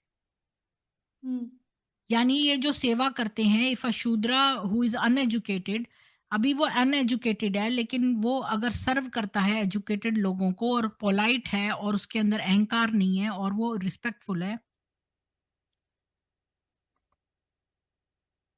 तो उसको नोबल बर्थ का मानना चाहिए। हुँ, हुँ, और ये भी लिखा है, जो प्रातः काल की संध्या न करे, ये 103 वाला श्लोक है। जो प्रातः काल की संध्या न करे और जो सायं काल की भी न करे, वह संपूर्ण द्विजों के क्रम में शूद्रघन बहिष्कार्य है। यानी कि ऐसे ब्राह्मण के लिए लिखा है जो जो अपने आप को ब्राह्मण कहता है, पर वो तो ना तो मॉर्निंग की प्रेयर करता है और ना इवनिंग की प्रेयर करता है, मतलब संध्या वंदन नहीं करता। तो वो द्विजों में भी सबसे कम, जो शूद्र से भी बहिष्कार्य है, मतलब इतना वो फॉलन है। There are several shlokas in Manusmriti that state a person belonging to higher varna falls down to level of a shudra, uneducated level, if he does not conduct a noble deeds. तो ऐसा व्यक्ति जो जो नहीं करता है, ब्राह्मण अपना कहने को ब्राह्मण कह रहा है पर काम ब्राह्मण वाला नहीं कर रहा है, तो वो शूद्र ही माना जाएगा। और सेकंड चैप्टर का 172 कहता है, वेद का उच्चारण न करावें, परंतु मृतक संस्कार में वेद मंत्रों का उच्चारण वर्जित नहीं है। जब तक वेद में जन्म नहीं हुआ तब तक शूद्र के तुल्य है। कि तब तक व्यक्ति वेदों की शिक्षाओं में दीक्षित नहीं होता, वह शूद्र के समान है। यानी कि हम सब जब तक कि सब मनुष्यों के लिए ही है कि जितने भी मनुष्य जब तक वो वेदों में दीक्षित नहीं हैं, वो शूद्र ही कहलाए जाएँगे। हुँ, मतलब ये वेदों की इम्पोर्टेंस के लिए लिखा है। और हुँ, 4th का 245 वाला मंत्र कहता है, मतलब श्लोक कहता है, उत्तम पुरुषों से संबंध करने और हीनों हुँ, के त्याग से ब्राह्मण श्रेष्ठता को पाता है। हुँ, यानी अच्छे लोगों से संबंध करो, और जो हीन दीन है उनका त्याग करने से जो है आप अब श्रेष्ठता को पाओगे। नीच संबंध नीचता को प्राप्त हो जाता है। यानी कि नीच लोगों से, अगर आप नर पिशाच कम्युनिटी वालों से अगर आप जो है वो सत्संग करोगे, उनका साथ करोगे, तो आप नीच ही हो जाओगे। हुँ, क्योंकि देखो संगति का असर पड़ता है। हुँ, तो यहाँ पर लिखा है, ब्राह्मण वर्णस्थ व्यक्ति श्रेष्ठ अति श्रेष्ठ व्यक्तियों का संग करते हुए और नीच नीचतर व्यक्तियों का संग छोड़कर अधिक श्रेष्ठ बनता जाता है। इसके विपरीत आचरण से पतित होकर वह शूद्र बन जाता है। अतः स्पष्ट है कि ब्राह्मण उत्तम कर्म करने वाले विद्वान व्यक्ति को कहते हैं, और शूद्र का अर्थ अशिक्षित व्यक्ति है। इसका किसी भी तरह जन्म से कोई संबंध नहीं है। 2 का 168 क्या कहता है कि जो द्विज यानी जो ब्राह्मण वेद को बिना पढ़े अन्य कार्य में श्रम करे, वह जीता हुआ ही वंश के साथ शूद्रता को प्राप्त होता है। यानी कि अगर वो ब्राह्मण है पर वो वेद नहीं पढ़ रहा है, तो वो तो शूद्र ही कहलाया जाएगा। सेम बात। जो ब्राह्मण क्षत्रिय या वैश्य वेदों का अध्ययन और पालन छोड़कर अन्य विषयों में ही परिश्रम करता है, वह शूद्र बन जाता है, और उसकी आने वाली पीढ़ियों को भी वेदों के ज्ञान से वंचित होना पड़ता है। अतः मनुस्मृति के अनुसार तो आज भारत में कुछ अपवादों को छोड़कर बाकी सारे लोग जो भ्रष्टाचार, जातिवाद, स्वार्थ साधना, अंधविश्वास, विवेकहीनता, लिंग भेद, चापलूसी, अनैतिकता आदि इत्यादि में लिप्त हैं, वे सभी शूद्र हैं।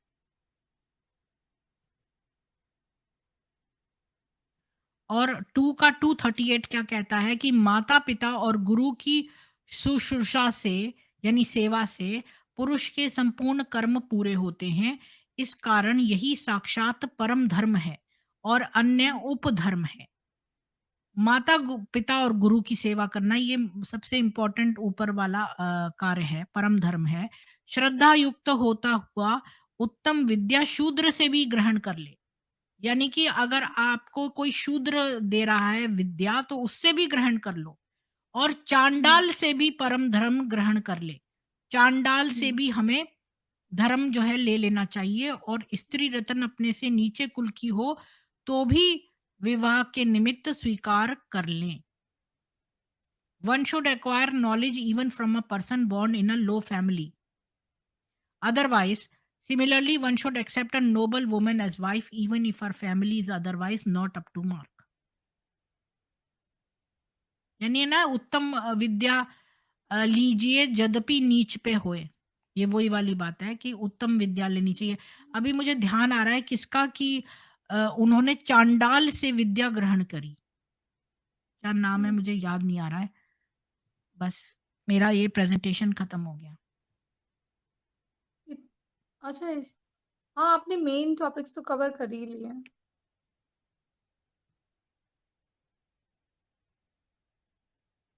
तो मतलब मैंने सारा ये पढ़ा हुआ है और हुँ, मनुस्मृति तो मैंने पूरी पढ़ ली है।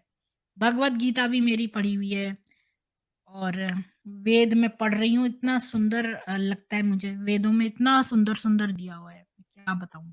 हुँ। अथर्ववेद वर्ड अथर्ववेद में तो सारी औषधियाँ दी हुई हैं। अच्छा ये मिस बेग कह रही हैं वर्ण 4 ही क्यों होते हैं? क्योंकि बेसिकली इन्होंने पूरे जो है उसको डिवाइड कर लिया ना, एक तो ज्ञान की तरफ हो गया, एक रक्षा वाला हो गया, एक हुँ, कृषि वाला हो गया और एक सेवा वाला हो गया। हुँ, हुँ। तो मतलब तो ये कैटेगरीज चार ही आती है ना, कृषि का उसके वर्ण किसमें अलावा क्या आया? कैटेगरी है? हैं? कृषि का वर्ण किसमें आता है? वैश्य। अच्छा, देखो वैश्य में आता है। हुँ, पता है क्या प्राची, हमारे वेदों में ये लिखा है कि परिश्रम से जो है आप धन कमाएं, वही उत्तम धन है। हुँ, कृषि करके परिश्रम करके आप धन कमाएं। हुँ, तो मतलब कृषि करके तो मैंने अपने मन से लगा लिया है, मतलब कि उत्तम धन जो है वो मेहनत हुँ, करके कमाना चाहिए हुँ, और वही उत्तम है और कोई तरीका नहीं है। तो यहाँ पर आपको कहीं कुरान और हदीस में नज़र आया कहीं पर भी कि कहीं लिखा है कि परिश्रम करके धन कमाना चाहिए? मुझे तो कहीं भी नहीं मिला। कितनी सुंदर बात हमारे वेदों में लिखी है, इतनी बेसिक अच्छा बात। इसमें मीट खाने की कोई बात है क्या? मेरे को तो मीट खाने की कोई बात मीट लगी नहीं खाने है कि के नहीं, उसमें मनु जो थे ना वो प्योर वेजिटेरियन थे। हाँ, जिसमें मांस कहा गया वो मांस तो की दाल से इसमें था ना? माँस का कुछ नहीं लिखा। इसमें क्या किया है पता है प्राची कि हुँ, इसके एक श्लोक में लिखा है कि माँस हुँ, बिल्कुल ना खाएँ और हुँ, स्पेशली मछली का माँस तो बिल्कुल भी ना खाएँ क्योंकि मछली औरों का भक्षण करती है, तो हुँ, उसको भक्षण करने से वो सारा माँस खाया हुआ माना जाता है, तो मछली सबसे निकृष्ट मानी जाती है सारे माँसों में से। अच्छा, तो इसलिए मंत्र में ये दिया है। उसके नेक्स्ट मंत्र में ही दिया है कि आप जो है वो जो है माँस को अर्पित कर सकते हैं। तो ये हुँ, प्रक्षिप्त है। ये किसी ने बाद में उसमें डाला है श्लोक क्योंकि उसके जस्ट वो इतना मूर्ख था डालने वाला कि पिछले वाले ही में ही दिया है कि आप माँस ना खाएँ और अगले वाले में उसने ये डाल दिया है। जबकि मनु जी ने तो इतने सारे श्लोकों में लिखा है कि मांस नहीं खा सकते। हुँ। Manusmriti chapter 5 verse 51। मैं निकाल दूंगी, मैं तो कुछ भी खोल के दिखा सकती हूँ। मनुस्मृति तो मेरे को पूरी पता है, वो बहुत ही पवित्र है। नहीं ये तो आप अच्छा हुआ आपने कुछ डाउट अच्छा जैसे और वो भी कितना खुद सीएम योगी ने समझा दिया ताड़ने का मतलब बुंदेलखंड में ताड़ने का मतलब नहीं, वाह! ताड़ना मतलब इंस्ट्रक्शंस देना होता है। राइट। ताड़ना मतलब हुँ। इंस्ट्रक्शंस देना। जब आप कोई ढोल बजाते हैं तो आप इंस्ट्रक्शंस देते हैं कि भई और नहीं ये और वो करो। बुंदेलखंड में अलग है का के ताड़त हो कुछ-कुछ बोलते हैं मतलब क्या देख रहे हो? देखने से भी हुँ, है। हाँ, जैसे कहते हैं ना जैसे लड़के कहते हैं लड़कियाँ ताड़ हैं। इस हाँ, तरह इस तरह से भी ताड़ना। तो हाँ। वो अलग-अलग भाषा में मतलब हमारे वहाँ जैसे यूपी में अलग हो गया, हुँ। उत्तराखंड में अलग हो गया, बुंदेलखंड में अलग हो गया, तो हमारे वहाँ अलग-अलग भाषाओं में अलग-अलग मतलब है। तो किस तरह से हुआ है करके। तो इसलिए आँखों में पट्टी बाँधो जी। इसलिए इसलिए जो सही है बात बिल्कुल सही है उदय सिंह जी, जो आँखों में पट्टी बाँध लेते हैं ना ज्ञानता की, उनको ज्ञान नहीं हो सकता। उनको कितना भी आप समझा दोगे, समझेंगे लेकिन वो गलत ही समझेंगे क्योंकि गलत की ओर इंसान जल्दी अपना रुख बनाता है। तो ये आज तो आपने बहुत अच्छी बातें समझाई और हम अगली बार कोई एक कुछ विषय लेंगे। पूछना चाहता है तो मैं वो खोल के भी दिखा सकती हूँ। मतलब उत्तराखंड कोई कुछ भी इस पर क्वेश्चन भी पूछ सकते हैं तो मैं बता दूँगी, उसमें कुछ नहीं है। ट्रक ड्राइवर भैया कह रहे हैं उत्तराखंड में ताड़ने का मतलब देखना होता है, आँखें ठंडी करना। हाँ, पर यहाँ पर जो मतलब आया है ना, जो वहाँ पर वो समुद्र कह रहा है और वो कह रहा है कि हाँ। इंस्ट्रक्शंस जैसे देते हैं, तो जैसे ढोल बजाने में इंस्ट्रक्शन देते हैं, ढोल पशुओं को इंस्ट्रक्शन देते हैं, तो ये उनके लिए हुँ, बोल रहा है, तो उस हाँ। इंस्ट्रक्शन देने के सेंस में आया। वैसे ताड़ना मतलब देखना होता है, पता है। Hmm, hmm. Thank you Double Hunter for your support. कोई कुछ पूछ रहा था क्वेश्चन क्या और तो पूछ सकते हैं। हाँ, कोई भी कुछ पूछना चाहता है तो पूछ सकते हैं। I have a question Gauri लोग कौन से वर्ण में आते हैं? Abhimanyu, Jatayu, thank you. मतलब अच्छा हाँ, चांडाल वाले, मतलब अच्छा, वो शूद्र में ही आएँगे ना, शूद्र में ही अच्छा, आएँगे अघोरी। अच्छा। पर शूद्र का मतलब कोई निम्न से वैसे तो नहीं होता ना नहीं, क्योंकि नहीं, कई लोग क्या शूद्र कर मतलब ये कि जो सेवा का काम कर रहा है। अब ये जो हाँ। अघोरी हैं, हाँ, हुँ, तो ये सफाई वगैरह करते हैं ना, अघोरी जो हैं वो बैठ के जो डेड पोर्शन्स हैं उनको, जो डेड चीज़ें हैं उनको साफ करते हैं। हुँ। ये एक तरह की और सेवा करते हैं, कई लोग बोलते हैं कि जैसे जॉब्स में जो लोग होते हैं, जो तनख्वाह लेते हैं, वो भी उसमें ही आते हैं, कर्मचारी जो वर्ग। सेवा करते हैं। देखो जो अच्छा, चारों वर्णों की सेवा करते हैं वो शूद्र कहलाए जाते हैं, जो जैसे मैनुअल डॉक्टर्स क्या सेवा हो कर गए? रहे हैं। डॉक्टर्स डॉक्टर्स भी मेरे ख़्याल में तो वो अब डॉक्टर का कहना, देखो इंजीनियर और डॉक्टर में फ़र्क है। इंजीनियर तो एक परिश्रम वाला वो आ जाएगा। लेकिन डॉक्टर जो जीवन दान दे रहा है तो वो मुझे वो वाला एस्पेक्ट नहीं पता कि वो किसमें आएगा, कि वो जीवन दान दे रहा है। वैद्य, वो चिकित्सक के रूप में ना, तो हुँ, मेरे ख़्याल में वो भी ब्राह्मण में ही आना चाहिए क्योंकि वो चिकित्सक है। हुँ, हुँ, क्योंकि वो हुँ, लोगों को वो दे रहा है। हुँ, औषध ज्ञान, हमारा औषध ज्ञान सारा उसमें लिखा है हुँ, वेदों में। हुँ, हुँ, तो वो वेदों का हुँ, ज्ञाता ही औषध ज्ञान रखता है। हुँ, सुश्रुत जो थे ना, सुश्रुत संहिता, उसमें पता हुँ, है हुँ, उन्होंने सबसे पहले सुश्रुत ऋषि ऋषि जो थे उन्होंने शल्य चिकित्सा की थी। पता है हाँ, नाक हाँ, की सर्जरी। और मालूम है सुश्रुत संहिता में लिखा है कि जब तक वुमन जो है ना वो 16 इयर्स की लड़की ना हो जाए तब हुँ, तक वो प्रेग्नेंट नहीं हो सकती है। प्रेग्नेंट नहीं होना चाहिए, मतलब अगर हुँ, उसको पीरियड आ जाता है मतलब ये नहीं है कि वो प्रेगनेंसी के लायक उसकी बॉडी हो गई है।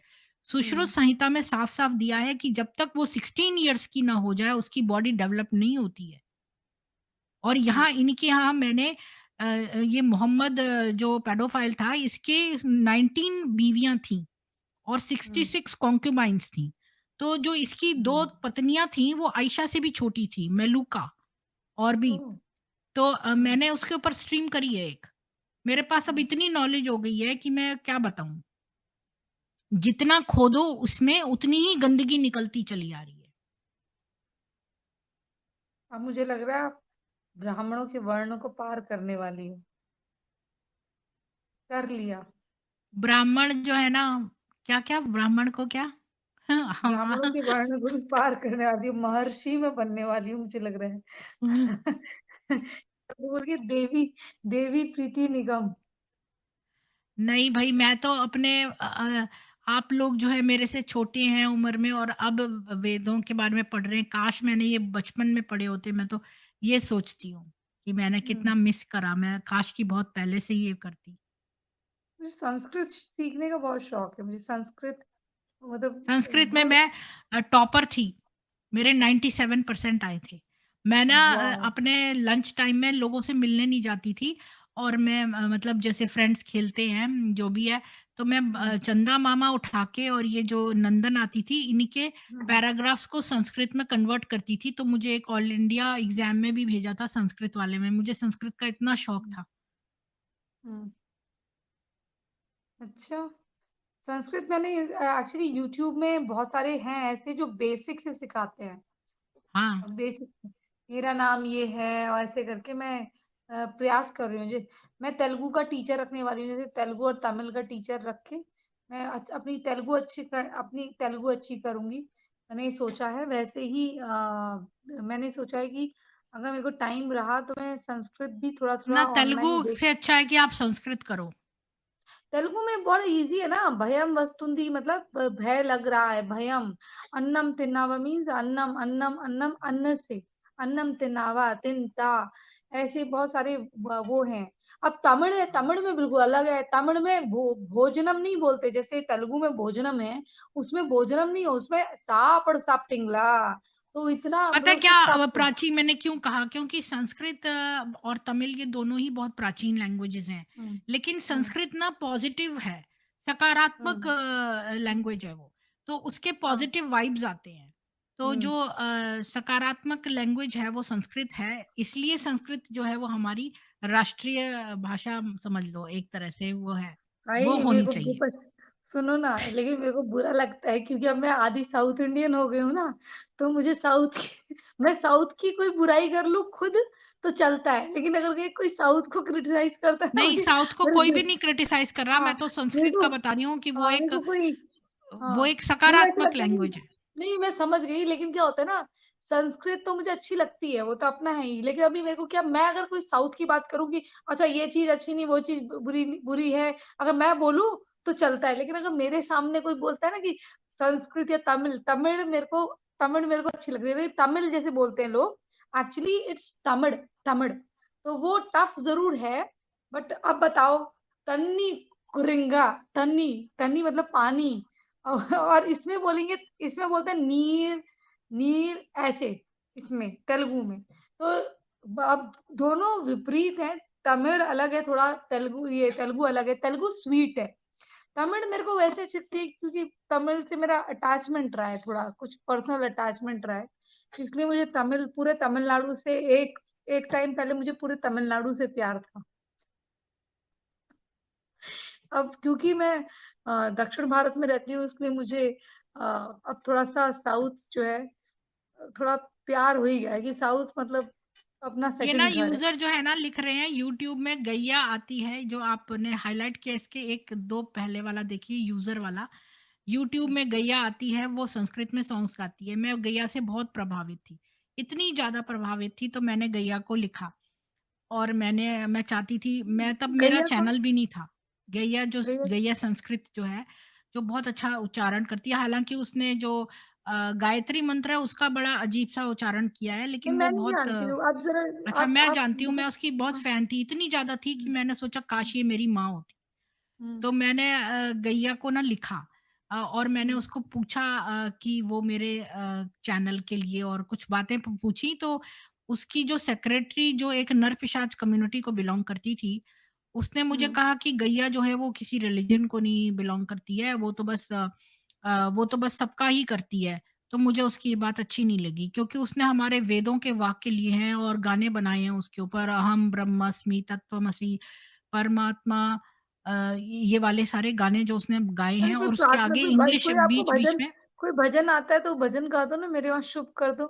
मैंने आपकी आवाज़ सुनी, मैं मेरे को ताज्जुब हो गया, मैं समझ ही नहीं पाई कि सच में प्रीति निगम गा रही है। मैंने कहा हाय हाय! मैं तो बड़े हल्के में ले अच्छा लूँगी हाँ, ये तो। मैं तो मंत्र आपको सुना सकती हूँ, यार कुछ सुनाओ ना मेरे को मंत्र बहुत। मेरे अच्छा, मेरे अंदर एक ही कमी है, मैं बहुत मॉडर्न हूँ लेकिन सेम टाइम में आई एम वेरी रिलीजियस। ठीक है, चलो, मेरे को चलो अगर मैं म सुना देती हूँ। आपको यकीन नहीं आएगा, मैंने रामचरितमानस सुनी है पूरी यूट्यूब में 3 घंटे की। हुँ।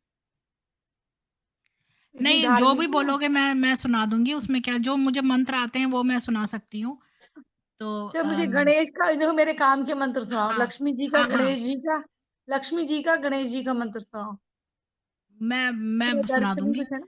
तो हुँ। बात ये है कि जो है गणेश का, और मैं गणेश का और सरस्वती जो मेरी इष्ट हैं, उनका एक साथ 2 हाँ, मंत्र सुनाऊँगी। तीनों के पहले सुना दे, गणेश तीनों का, के सुना देना ना। तीनों के मैं सुना पहले दो। गणेश का बताती हूँ, फिर हाँ। सरस्वती का, और फिर हुँ, मैं दुर्गा सूक्तम बता सकती हूँ, और उसके बाद जो लक्ष्मी गायत्री मंत्र है, और जो हुँ। काली गायत्री मंत्र है, और मैं नारायण सूक्तम गा सकती हूँ। तो ये सारी चीज़ें मैं गा सकती हूँ। तो मैं आइए शुरुआत सुना करती दो। हूँ। तो 2 मिनट के लिए म्यूट म्यूट कर लेना, मैं वैसे ही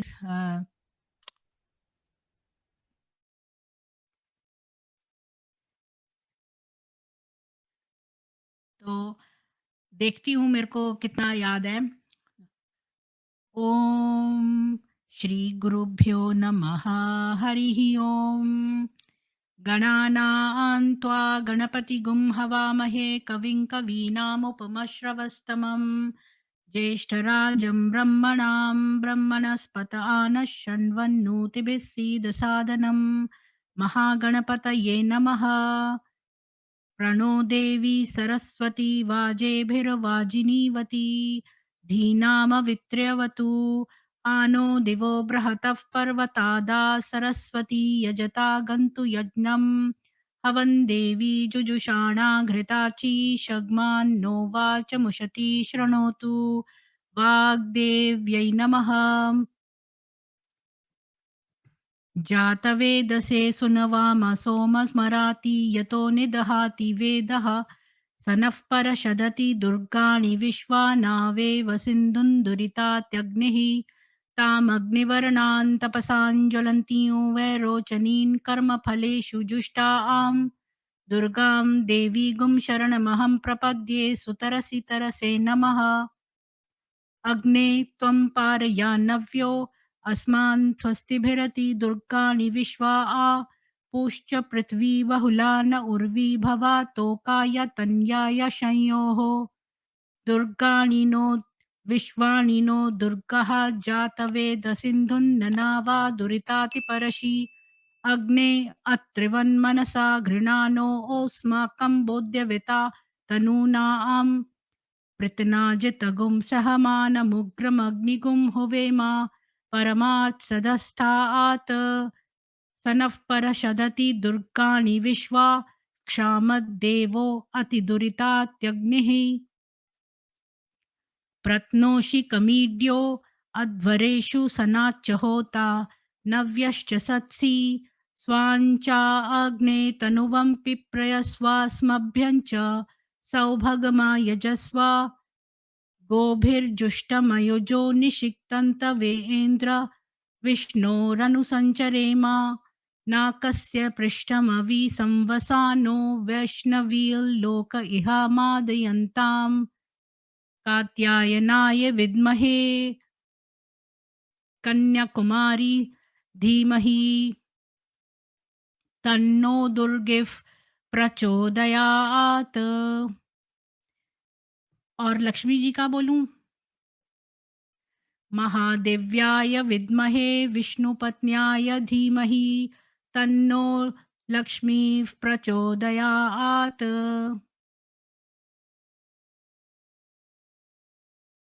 और काली जी का बोलूं? शूलहस्ताय पिशाचध्वजाय विद्महे शूलहस्तायै धीमहि तन्नो काली प्रचोदयात्। और नारायण का बोलूं? नारायण का पूरा सूक्त सुनाऊं?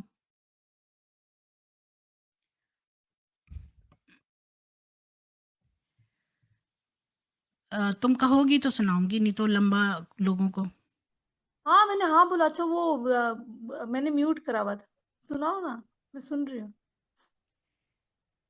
सहस्रशीर्षं देवं विश्वाक्षं विश्वशम्भुवं विश्वन्नारायणं देवम् अक्षरं परमं पदं विश्वतः परमान् नित्यं विश्वन्नारायणगुं हरिं विश्वमेवेदं पुरुषस्तद्विश्वमुपजीवति पतिं विश्वसात्मेश्वरगुं शाश्वतगुं शिवमच्युतम् नारायणं महाज्ञेयं विश्वात्मानं परायणम् नारायण परो ज्योतिरात्मा नारायणः परः नारायण परं ब्रह्म तत्त्वन्नारायणः परः नारायण परो ध्याता ध्यानं नारायणः परः यच्च किञ्चित् जगत् सर्वं दृश्यते श्रूयतेऽपि वा अन्तर्बहिश्च तत्सर्वं व्याप्य नारायणस्थितः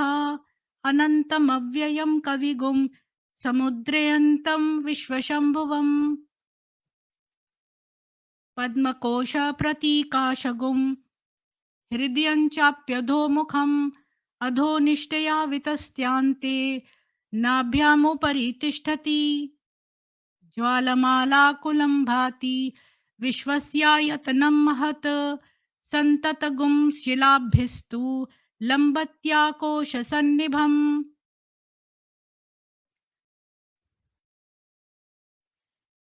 तस्यान्ते सुशिरगुं सूक्ष्मं तस्मिन् सर्वं प्रतिष्ठितम् तस्य मध्ये महानग्निर्विश्वार्चिर्विश्वतोमुखः सोऽग्रभुग्विभजन् तिष्ठन्नाहारमजरः कविः तिर्यगूर्धमधशायी रश्मयस्तस्य सन्तता सन्तापयति स्वं देहमापादतलमस्तकः तस्य मध्ये वह्निशिखा अणियोर्धा व्यवस्थितः नीलतो यदमध्यस्था विद्युल्लेखेव भास्वरा नीवारशुकवत्तन्वी पीताभा आस्वत्यनुपमा तस्या शिखाया मध्ये परमा आत्मा व्यवस्थितः स ब्रह्म स शिव स हरिसेन्द्र सोऽक्षरः परमस्वराट् ऋतगुं सत्यं परं ब्रह्म पुरुषं कृष्णपिङ्गलम् ऊर्ध्वरेतं विरूपाक्षं विश्वरूपाय वै नमो नमः नारायणाय विद्महे वासुदेवाय धीमहि तन्नो विष्णुः प्रचोदयात्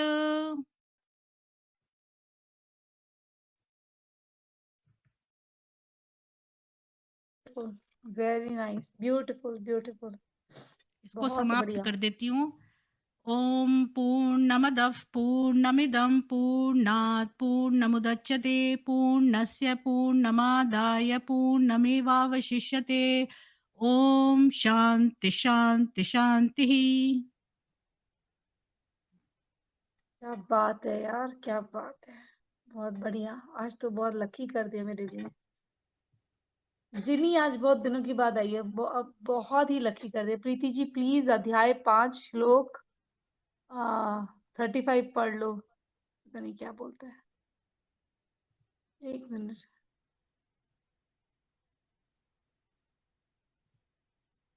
लो मैंने खोल लिया, इसको आप शेयर कर सकते हो। ओके।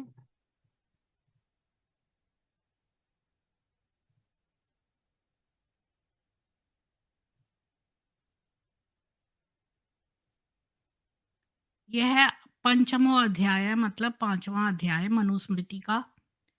और इसका कौन सा श्लोक नंबर है? श्लोक नंबर 5 बोल रहा है। नहीं वो उसका अध्याय 5 बोल रही है। अध्याय 5 श्लोक 35 पढ़ लो बोल रहा है। अब ये लोग मतलब भी तो अलग अलग लगा देते हैं ना, इनका तो मतलब भी कुछ और होता है। ये तो मैं षष्ठ अध्याय पे पहुंच गई। 1 मिनट रुको, थोड़ा सा पीछे जाती हूँ।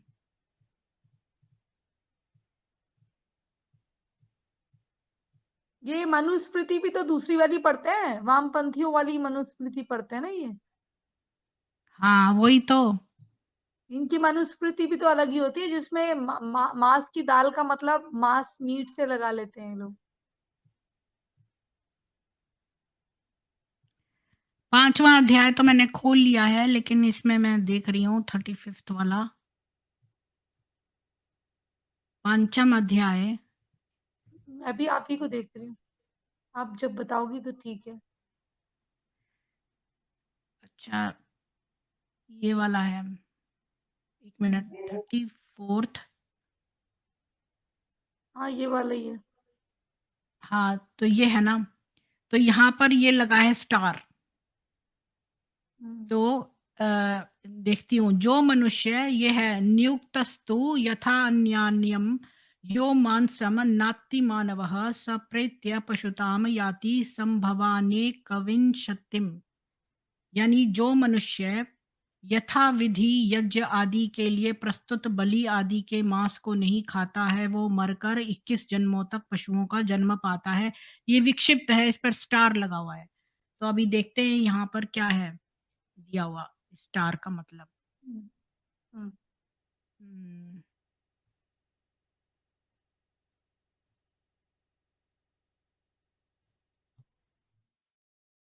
अवान्तर विरोध है। अंतर विरोध। और यहाँ पर लिखा है 26 से 44 के निम्नलिखित मानदंडों के अनुसार ये श्लोक प्रक्षिप्त हैं, मतलब कि ये बाद में डाले गए हैं। 26 और 28 श्लोकों पर अंतर विरोध है। तो ये अंतर विरोध कैसे है? पहली बात तो मनु जी जो थे वो स्ट्रिक्ट वेजिटेरियन थे। ये तो 24-25 वाला यहाँ पर देखो 35 का किस में आया है। यहाँ देखो कितना इन्होंने दिया है। अब्रवीत मनुह पद से ये हाँ, श्लोक मनु से भिन्न व्यक्ति द्वारा रचित सिद्ध है। ये अच्छा, मनु ने करा ही नहीं है।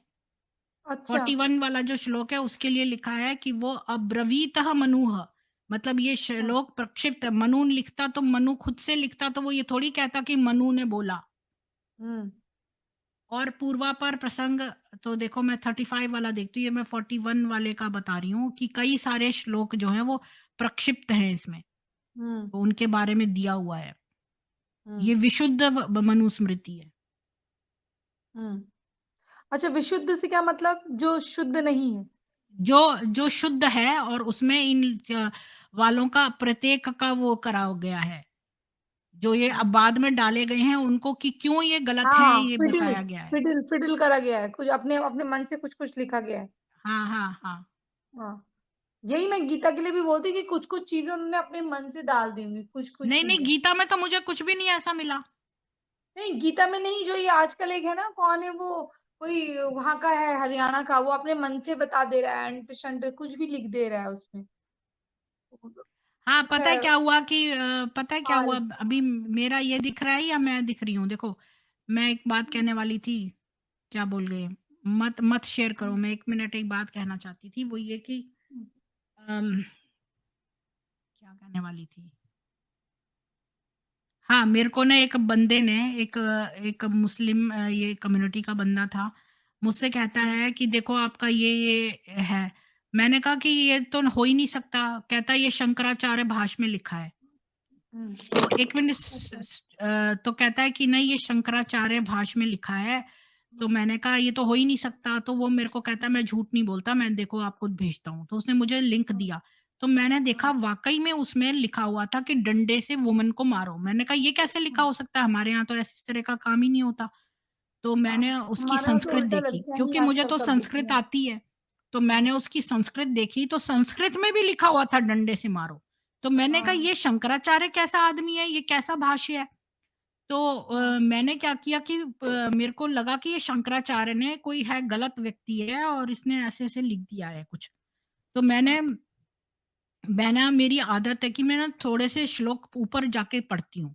तो मैंने हाँ, थोड़े हाँ। से ऊपर जाके पढ़े तो ऊपर के 2-3 श्लोक गायब थे। अच्छा। तो मैंने देखा कि ये कैसे गायब हैं, पीछे के श्लोक कहाँ चले गए? मतलब हुँ, उसकी हुँ। नंबरिंग ना 3 स्किप करके थी। अच्छा, 3 श्लोक बीच में से उड़ा दिए थे। तो मैंने कहा ये हाँ। कैसे हो गया?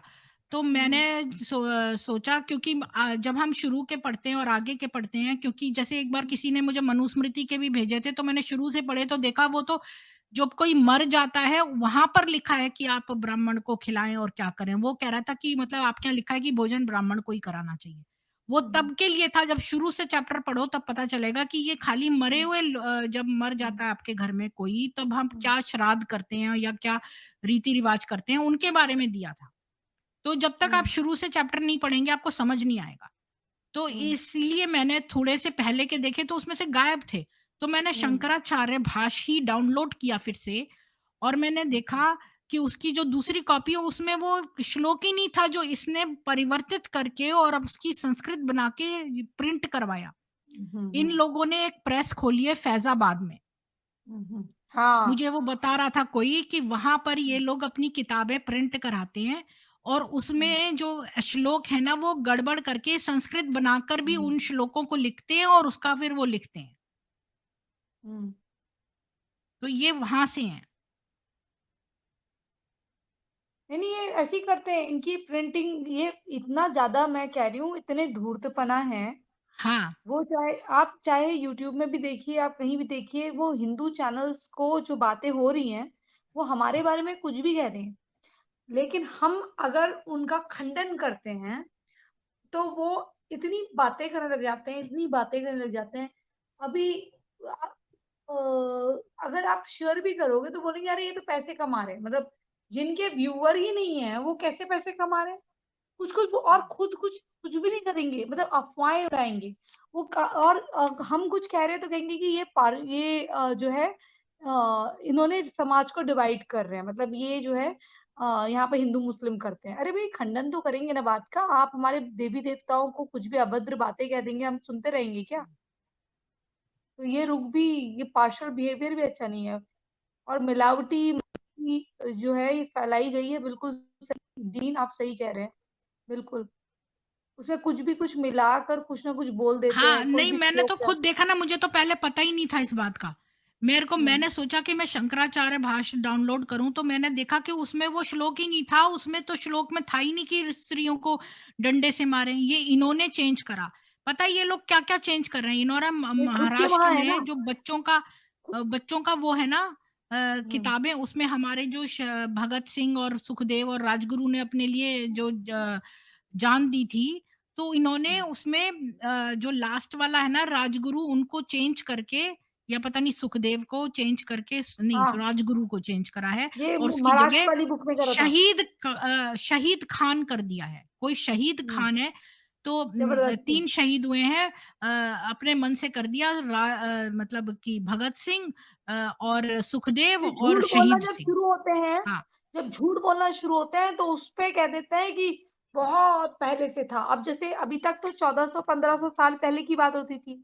अब ये कहते हैं आदम अस्सलाम, वो आदम अस्सलाम हमारी थ्योरी है ही नहीं। हम हुँ, हमारे तो सतयुग में भी इतने कि उसमें भी अगर कलयुग आएगा, तो वो उसमें भी जो कलयुग होगा उसका इतना समय होगा वो निर्धारित है।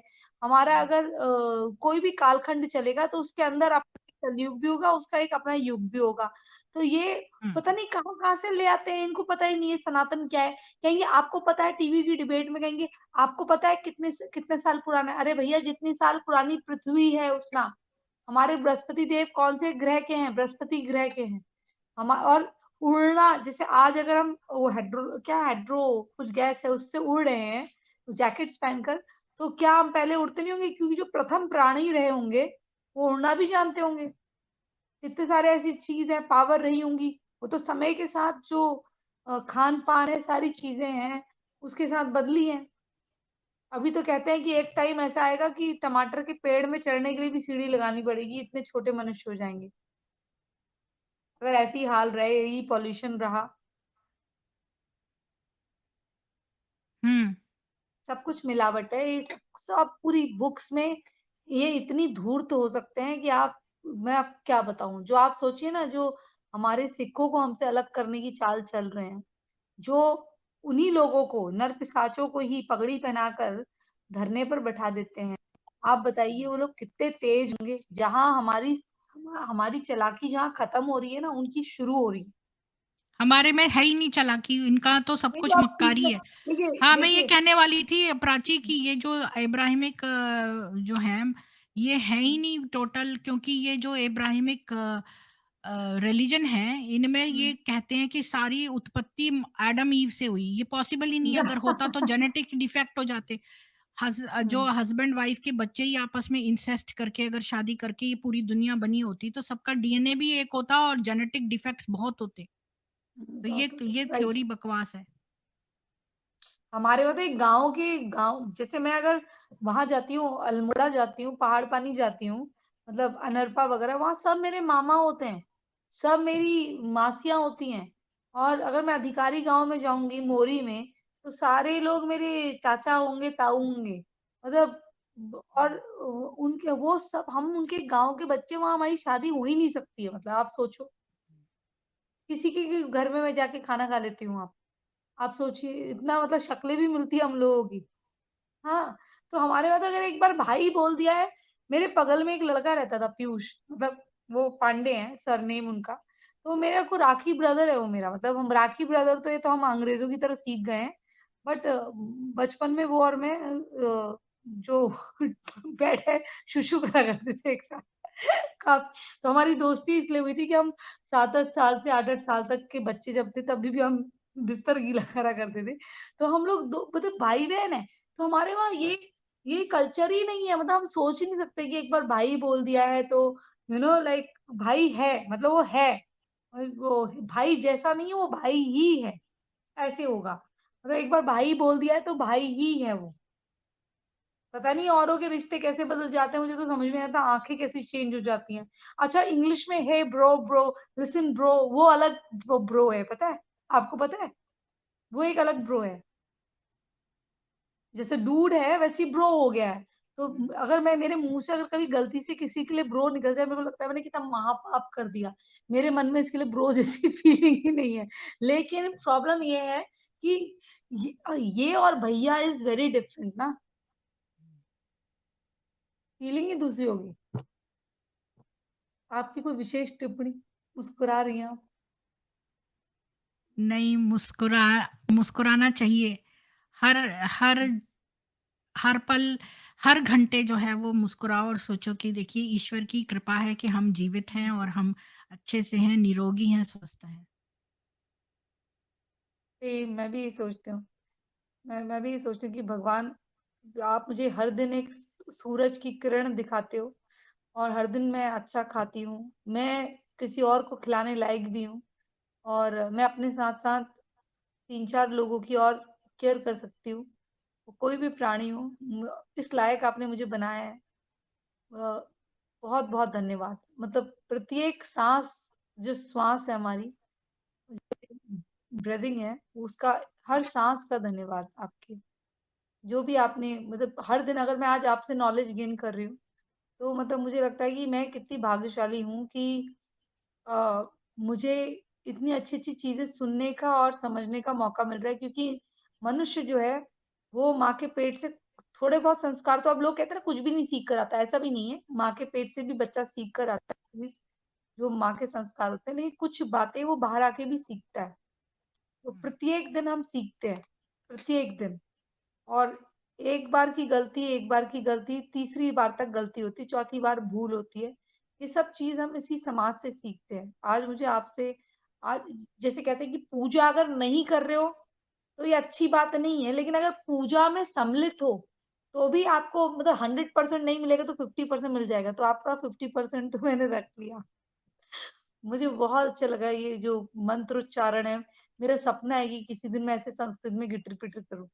लोगों का सपना होता है इंग्लिश में गिटर-पिटर करें, मेरा सपना है कि लाइक मॉडर्न कपड़े और संस्कृत, अच्छा, कंट्रास्ट। पता है क्या, जो है वो प्राची जी, आप अच्छे सुमार्ग पर हैं और आपके विचार बहुत अच्छे पवित्र हैं, तो आप सही राह पे हैं। और आप संस्कृत चैंटिंग जो है वो स्टार्ट कर दीजिए और किसी चैंट गुरु में जो है vedastudies.com पे मैंने जो है जाकर जो है चैंटिंग सीखी है वैदिक रीति से।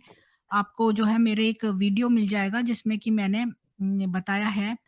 बहुत सारे, आप तो इंडिया में हैं ना, तो इंडिया में तो कितने सारे स्कूल्स हैं जो चलेकरी ब्रदर्स और ये त्यागराज, ये सब इनके स्कूल्स में से आप सीख सकती हैं, बैंगलोर में। हुँ। ये कर्नाटक में है हुँ, ये स्कूल्स इनमें इनके जो हैं ऑनलाइन क्लासेस होती होंगी या उनमें आप हुँ, सीख सकती हैं चैंटिंग। हुँ, चैंटिंग करिए और हुँ, फ़ेसबुक पर भी एक चैंटिंग ग्रुप है उसमें भी आप मेंबरशिप ले सकती हैं, फ्री है वो। और हुँ। हर चीज़ों के दिन में कई बार और ऐसे में हमारे पास ना श्लोक बहुत वो होते हुँ, हैं, आवर्स होते हैं फ्री के, तो उसमें हम हाँ। अगर चैंटिंग करें तो उससे हमारा अपना स्पिरिचुअल विकास भी होता है और वातावरण भी शुद्ध होता है। अच्छा एक चीज़ है मैंने देखी है कि एक सेंट्रल करके है, सेंट्रल स्पिरिचुअल सेंट्रल करके है, उन लोगों का मंत्रोच्चारण बड़ा अच्छा है। तो मैं वहाँ वहाँ मेरे से को तो एक पता है चल्लीकरी ब्रदर्स का बहुत अच्छा है और एक हुँ, उसका अच्छा है। अभी देखो मैं कैसे जज करती हूँ, कि हुँ, अगर कोई ये वाला मंत्र पढ़ता है महामृत्युंजय मंत्र, तो हुँ, ये मंत्र सुनना, ओम त्र्यंबकं यजामहे सुगंधिं पुष्टिवर्धनम् पुष्टिवर्धनम् उर्वारुकमिव बन्धनान् हुँ, मृत्योर्मुक्षीयमामृतात्। हुँ, तो इसमें ये पहला जो लाइन है, ओम त्र्यंबकं यजामहे, त्र्यंबकम् ओम यजामहे त्र्यंबकं यजामहे, ओम त्र्यंबकै त्र्यंबकम जो यजामहे बोलता है वो गलत हुँ, उच्चारण कर रहा है। तो हुँ, यहीं हुँ, पर आप लोगों को सिलेक्ट कर सकती हैं कि वो महामृत्युंजय कैसे पढ़ रहे हैं, ओम हुँ, त्र्यंबकई बोल रहे हैं या ओम त्र्यंबकम बोल रहे हैं। अगर वो हुँ, त्र्यंबकई बोल रहे हैं तो वो अच्छा वैदिक जो है रिसाइटेशन करते हैं, तो वो वाले आप क्लासेस जॉइन कर सकते हैं। हुँ, हुँ, ये मैं इस तरह से टेस्ट करती हूँ। क्योंकि हुँ, बहुत सारे लोग अपने-अपने ट्यून में गाते हैं, वो थोड़ी-थोड़ी चीज़ें गलत करते हैं। एक हुँ, मैंने हुँ, ऑनलाइन का यूट्यूब पे देखा, बहुत सारे फॉलोअर्स हैं, बहुत कुछ है। लेकिन जब वो सहना ववतु बोल रहा था, तो वो बोल रहा था, ये वाला मंत्र ऐसे बोल रहा था, ओम सहना ववतु सहनौ भुनक्तु सह वीर्यम करवावहि। अब वहाँ पर वीर्यम लिखा है, लेकिन जब आप पढ़ते हैं, तो जब संधि करते हैं, तो वीर्यंग हो जाता है। वीर्यंग। वीर्यंग हाँ, तो वीर्यम का वो तो बोल रहा मतलब था, अलग हो गया। लोगों को रिपीट करवा हुँ, रहा था, वीरियम बोलो, तो वीर्यम वो तो गलत ऐसे तो मतलब उसने हाँ, तो ये छोटी-छोटी चीज़ें हैं, तो आप सबसे वेरी अच्छा गुड, अगर आपको वेरी आँख गुड। बंद करके बहुत अच्छा स्कूल करना है, तो चलीकरी ब्रदर्स को करो या फिर हुँ, त्यागराजा, इन लोगों को करो। हुँ, हुँ, हुँ। अच्छा, अभी जो है दिव्या जोशी नाम का बंदा जो है वो बहुत देर से कर रहा है, तो आप जो है थोड़ा-सा शेयर करो, मैं थोड़ी-सी चीज़ पढ़ना चाहती हूँ मनुस्मृति की, उसी 535 जो इसने लिखी है। हुँ, तो इस ये जो है विक्षिप्त है और कैसे विक्षिप्त है मैं बताती हूँ। तो हाँ, अगर आप शेयर शेयर करिए। करो। हाँ, मैं शेयर करती हूँ तब। फुल स्क्रीन ले लेंगे, फुल स्क्रीन। तो ये जो हाइलाइट के कमेंट इसको भी हटा दो ताकि स्क्रीन ब्लॉक ना हो। हाँ, हाँ, हाँ। मेरे एडिटर और देख पूरी रहे हैं। स्क्रीन एडिटर हाँ, पूरी एडिटर आप देख रहे हो तो करो ना प्लीज़। मुझे 10 सेकंड एक्सक्यूज़ चाहिए।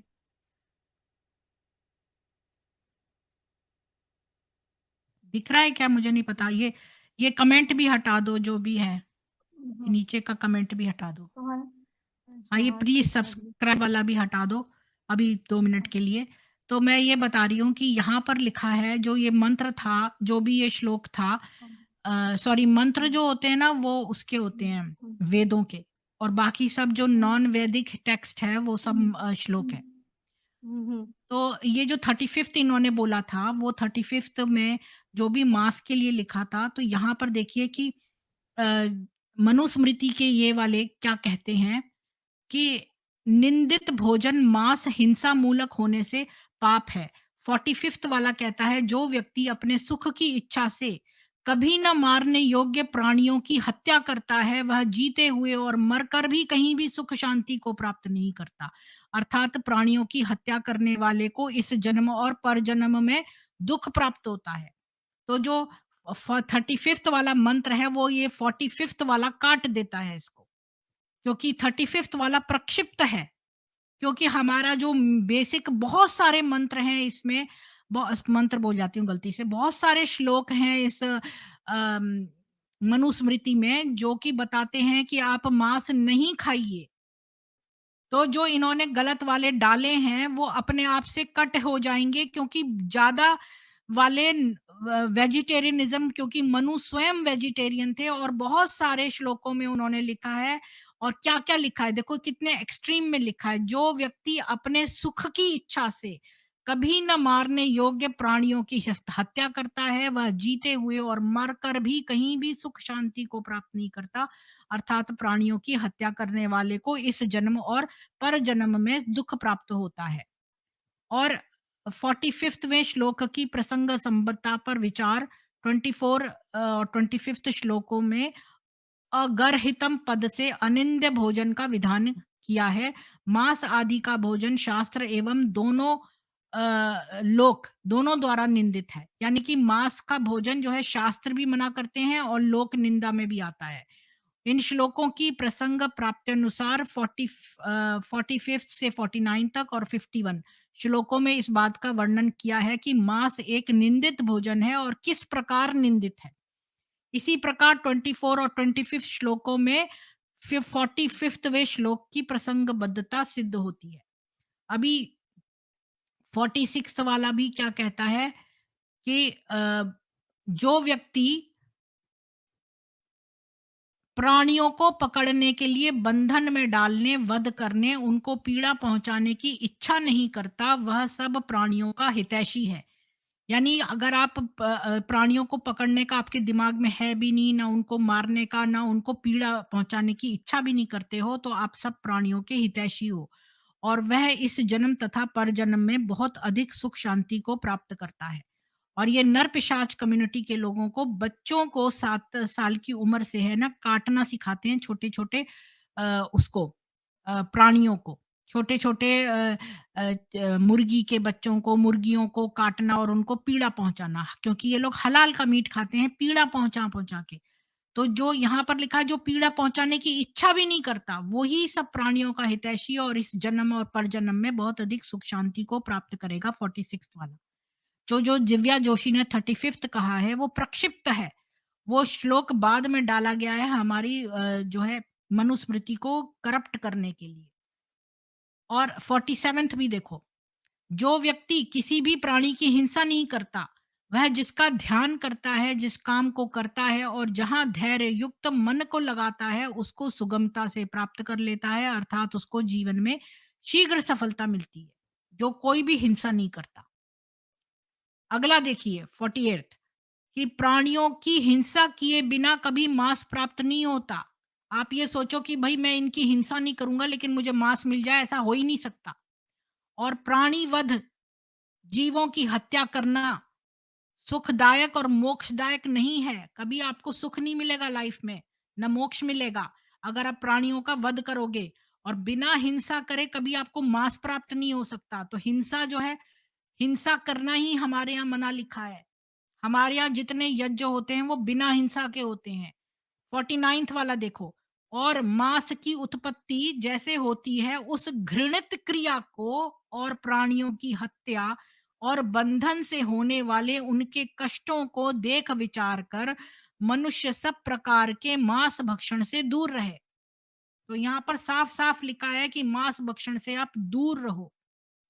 तो आपका जो जो आपने श्लोक बोला था वो प्रक्षिप्त था और हमारे श्लोकों में साफ लिखा हुआ है कि नहीं कर सकते आप।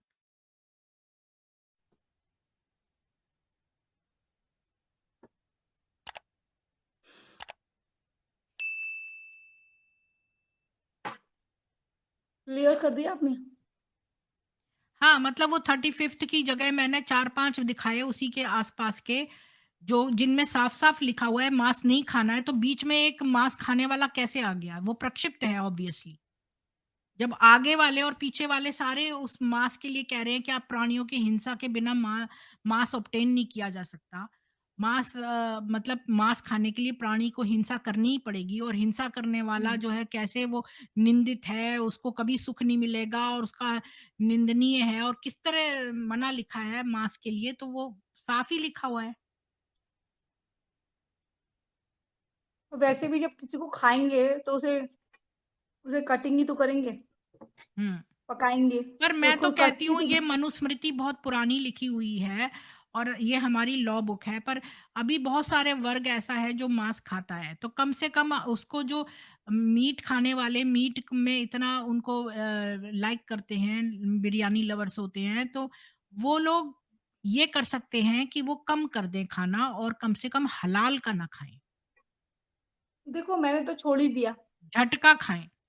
मेरे फादर तो राधा स्वामी फेथ में थे, तो मैं तो पूरी उम्र ही जो है एक तरह से रही, लेकिन मेरी माँ मुझे साल में 1 बार, 1 दिन मेरे बर्थडे वाले दिन ज़रूर मीट खिलाती थी, क्योंकि हम खा सकने वाले हों ऐसा वो कहती थी। चाहे हम ना भी हाँ, खाएँ, तो अब ये देखो ये लोग क्या करते हैं, इनका मौलवी कहता है कि औरतों और देखो मैं महिलाओं ये को कहती हूँ और कि मतलब आर्मी बच्चों वाले को जो है खाया ना, जा सकता आर्मी वालों को एक्सक्यूज होना चाहिए, बाकी लोग जो हैं वो थोड़ा सा है। हुँ, त्याग करें। बाकी लोग जो आर्मी वाले हैं, क्योंकि उनको जो मिलिट्री वाले होते हैं उनको कैसे माहौल में रहना पड़ता है, कभी कभी उनको तो सांप काट मतलब उसका भी सेवन करना पड़ता है। हुँ, मैं ये जानती हूँ कि अगर मुझे मुसीबत पड़े तो उस सेंस में ठीक है, कि जब बहुत ही ज़्यादा सर्वाइवल हो, तब की हुँ, बात अलग है। तब हम क्षमा, जैसे रावण को मार के भी क्षमा माँगी थी, प्रायश्चित करा था, वैसे हम क्षमा माँगे कि हम आपको भक्षण कर रहे हैं। हुँ। लेकिन नहीं, मैं बाकी इस जो बेक को कह रही हूँ कि ये हलाल मीट तो छोड़ ही सकती है ना, कम से कम बिल्कुल, इतने बिल्कुल, भी बिल्कुल, कष्ट बिल्कुल। तो ना हो कि हलाल खा रहे हो, मतलब कि जानवर को कष्ट दे-दे के खा रहे हो। खटीक कम्युनिटी है हिंदुओं में, खटीक वो जो इसका मीट सेलिंग का काम करते हैं। अगर लेना है तो अपने खटीकों से लो। अगर किसी को लेना है मीट अगर, तो खटीकों से लो, जो खटीक समाज है हमारा। आई थिंक वाल्मीकि हिंदुओं में ही आता है, तो उनसे लीजिए ना। उनका कारोबार, बेचारों का कारोबार क्यों नुकसान कर रहे हैं? अपने हिंदुओं में ऐसे झटका मीट का जो है वो खोले। और जो वह रवि रंजन सिंह अंकल हैं, उन्होंने कहा भी है कि हाँ, वो सर्टिफिकेट उन्होंने मदद हाँ, करने को कहा है। झटका हुँ, करें ना, हाँ, इन लोगों ने तो हमारे जो सिख समुदाय है उसको बिल्कुल अनएम्प्लॉयड कर दिया। इन्होंने हलाल हाँ। का जगह मोनोपोली करके हमारे सिखों को अनएम्प्लॉयड कर दिया है। सिक्कों के साथ-साथ खटीक, आपको पता नहीं है वाल्मीकि समाज में खटीक जो है वो इस इसका प्रतिनिधित्व करते हैं। वो ये यही बेचा करते थे मीट। तो बेचारों का खटीकों का खटीक्स जो है उनका बिज़नेस ही खत्म हो जाएगा। क्योंकि हिंदू जो है वहाँ लेने जाते हैं। अरे पूछो तो सही, क्या हलाल है क्या? किसी को तड़पा के खत्म हुँ। करने को अगर आप हलाल कह रहे हैं, तो हमारा क्या मतलब है? वो आपकी मान्यता है ना। आपकी नहीं, मान्यता हम आप इनकी खरीदिए। बिरयानी तो बिल्कुल भी नहीं खाते। यहाँ पर कह रहे हैं ना कि बड़ा हैदराबाद की बिरयानी है वो। ये लोग इनकी पेशाब और थूक की और वो भी हलाल मीट की कौन खाएगा? आपको पता नहीं है, हैदराबाद में एक जगह थी जहाँ पर फिर डॉग का मीट मिला था उसके अंदर। उसको पकड़ा गया था वो। ठीक है? जब पैसा कमाना होता है तो कुछ भी गलत काम कर देते हैं, और थैंक गॉड मैंने सब कुछ बनाना सीख लिया है। तो ये लॉकडाउन ने मुझे बहुत कुछ आसमान से ज़मीन पे ले आया है, और मेरे अंदर एक बड़ी प्लस पॉइंट है। भगवान का अपनी तारीफ़ नहीं कर रही हूँ, लेकिन सच्ची कह रही हूँ कि जब मैं वो होती हूँ, फ्रस्ट्रेट होती हूँ, तो मैं उस वक़्त खाना बनाती हूँ, और ढेरों, इतना खाना क्या? कि जैसे लगता है हलवाई की दुकान है, देखो इतना मेरी एक खाना। ये स्क्रीन जो है ना वो हुँ, शेयर कर देना, मैं एक चीज़ शेयर कर रही हूँ। ये हुँ, रियलिटी की बता रही हूँ। हुँ, ये देखो, ये एक हुँ, रेस्टोरेंट है यूके में। इस हुँ, आदमी ने टट्टी को कबाब बना के बेचे हैं। ये खाइबर पास रेस्टोरेंट है और इसने ह्यूमन जो है Khyber Pass restaurant in Hyson Green Nottingham was closed after a rare outbreak of E. coli was linked to food sold at the takeaway. और यहाँ पर देखो the owners of the kebab shops which sold food contaminated with human feces, मतलब इंसानों की टट्टी जो है उससे मिला के बनाए हैं, हैव बीन ऑर्डर्ड टू पे कंपनसेशन। इनके ओनर से मोहम्मद अब्दुल बासित और अमजद भट्टी, ये दोनों को इन लोगों ने पेनल्टी लगाई है। 140 पीपल जो हैं अफेक्टेड हो गए हैं ई कोलाई से। हर एक विक्टिम को 200 पाउंड्स दिए गए हैं। तो ये तो इनका ये है, इनकी सुन्नत है ना खाने में ये सब मिलाना, क्योंकि मोहम्मद जो था इनका, इनके वहाँ वो इनके जाके यहाँ थूकता इनफैक्ट था, ब्रेड बन रही होती थी और वहाँ हाँ, के कुओं में जाके पेशाब कर देता था, लोगों को हुँ। अपनी टट्टी खिलाता था, पेशाब पिलाता था। इनके वहाँ 2 किचन थे, एक में गीला था, एक में सूखा था। जो गीला माँगते 3 किचन सॉरी, जो अपने लोगों के लिए था, उससे नॉर्मल खाना आता था, गीले किचन से सूप जाता था। तो कई लोगों ने एक्चुअली, एक बच्ची की जो थी कंडीशन वो इतनी खराब थी कि उसमें कुछ वायरस पाया गया और बाकी तो बीमार पड़ गए। तो जिससे पूछा उन्होंने कहा वाले, और पता है आपको मज़े की बात क्या है? ये सेकंड जनरेशन पाकिस्तानी है, उसके बावजूद भी। और देखने में बिल्कुल अंग्रेज़ लगते हैं, ये मतलब गंजे-गंजे से ये जो आदमी है। मैंने इसकी न्यूज़ आज से 3 साल पहले पढ़ी थी लगभग और मैंने लोगों को बताया था, वो रेस्टोरेंट में, तो बोलते हैं कि बिकॉज़ वो काफ़िर थे करके। लोगों को समझ में नहीं आता ना। जी। सूप माँगेंगे तो MOOT देंगे और अगर खाना हार्ड माँगी तो स्टू देंगे। क्या गज़ब है यार ये सोच, मतलब पूरी दुनिया को ये कहाँ ले जाएगी ये सोच, मैं ये सोचती हूँ। ये सोचते हैं कि मैं इनकी दुश्मन हूँ। मैं बोलती हूँ तुम्हें किसी दुश्मन की ज़रूरत ही नहीं, खुद ही दुश्मन हो। इस तरह से करते आओगे तो कहते हैं प्यार बाँटो, मोहब्बत बाँटो। मतलब तुम मेरे को गाली दो और मैं हाँ, और पता है आजकल क्या लिखते हैं, हर चैनल की डिबेट में जहाँ पर मैं जाती हूँ, वहाँ पर इनका एक गैंग है, एक्स वालों का। ये प्राची अधिकारी कौन है? मतलब तुम अचानक से लॉकडाउन के बाद तुम्हारा राष्ट्रवाद जाग गया। मैं 8 साल से डिबेट कर रही हूँ, मैं 23 मूवी में काम कर रही हूँ। मैं कौन हूँ पूछते हैं, ठीक है? जिसने बड़े-बड़े लीडर्स की टीम में काम करा है। हाँ, उसको पूछते हैं मतलब कि कौन है ये? आज से पहले इसको देखा है कहेंगे मेरे लिए।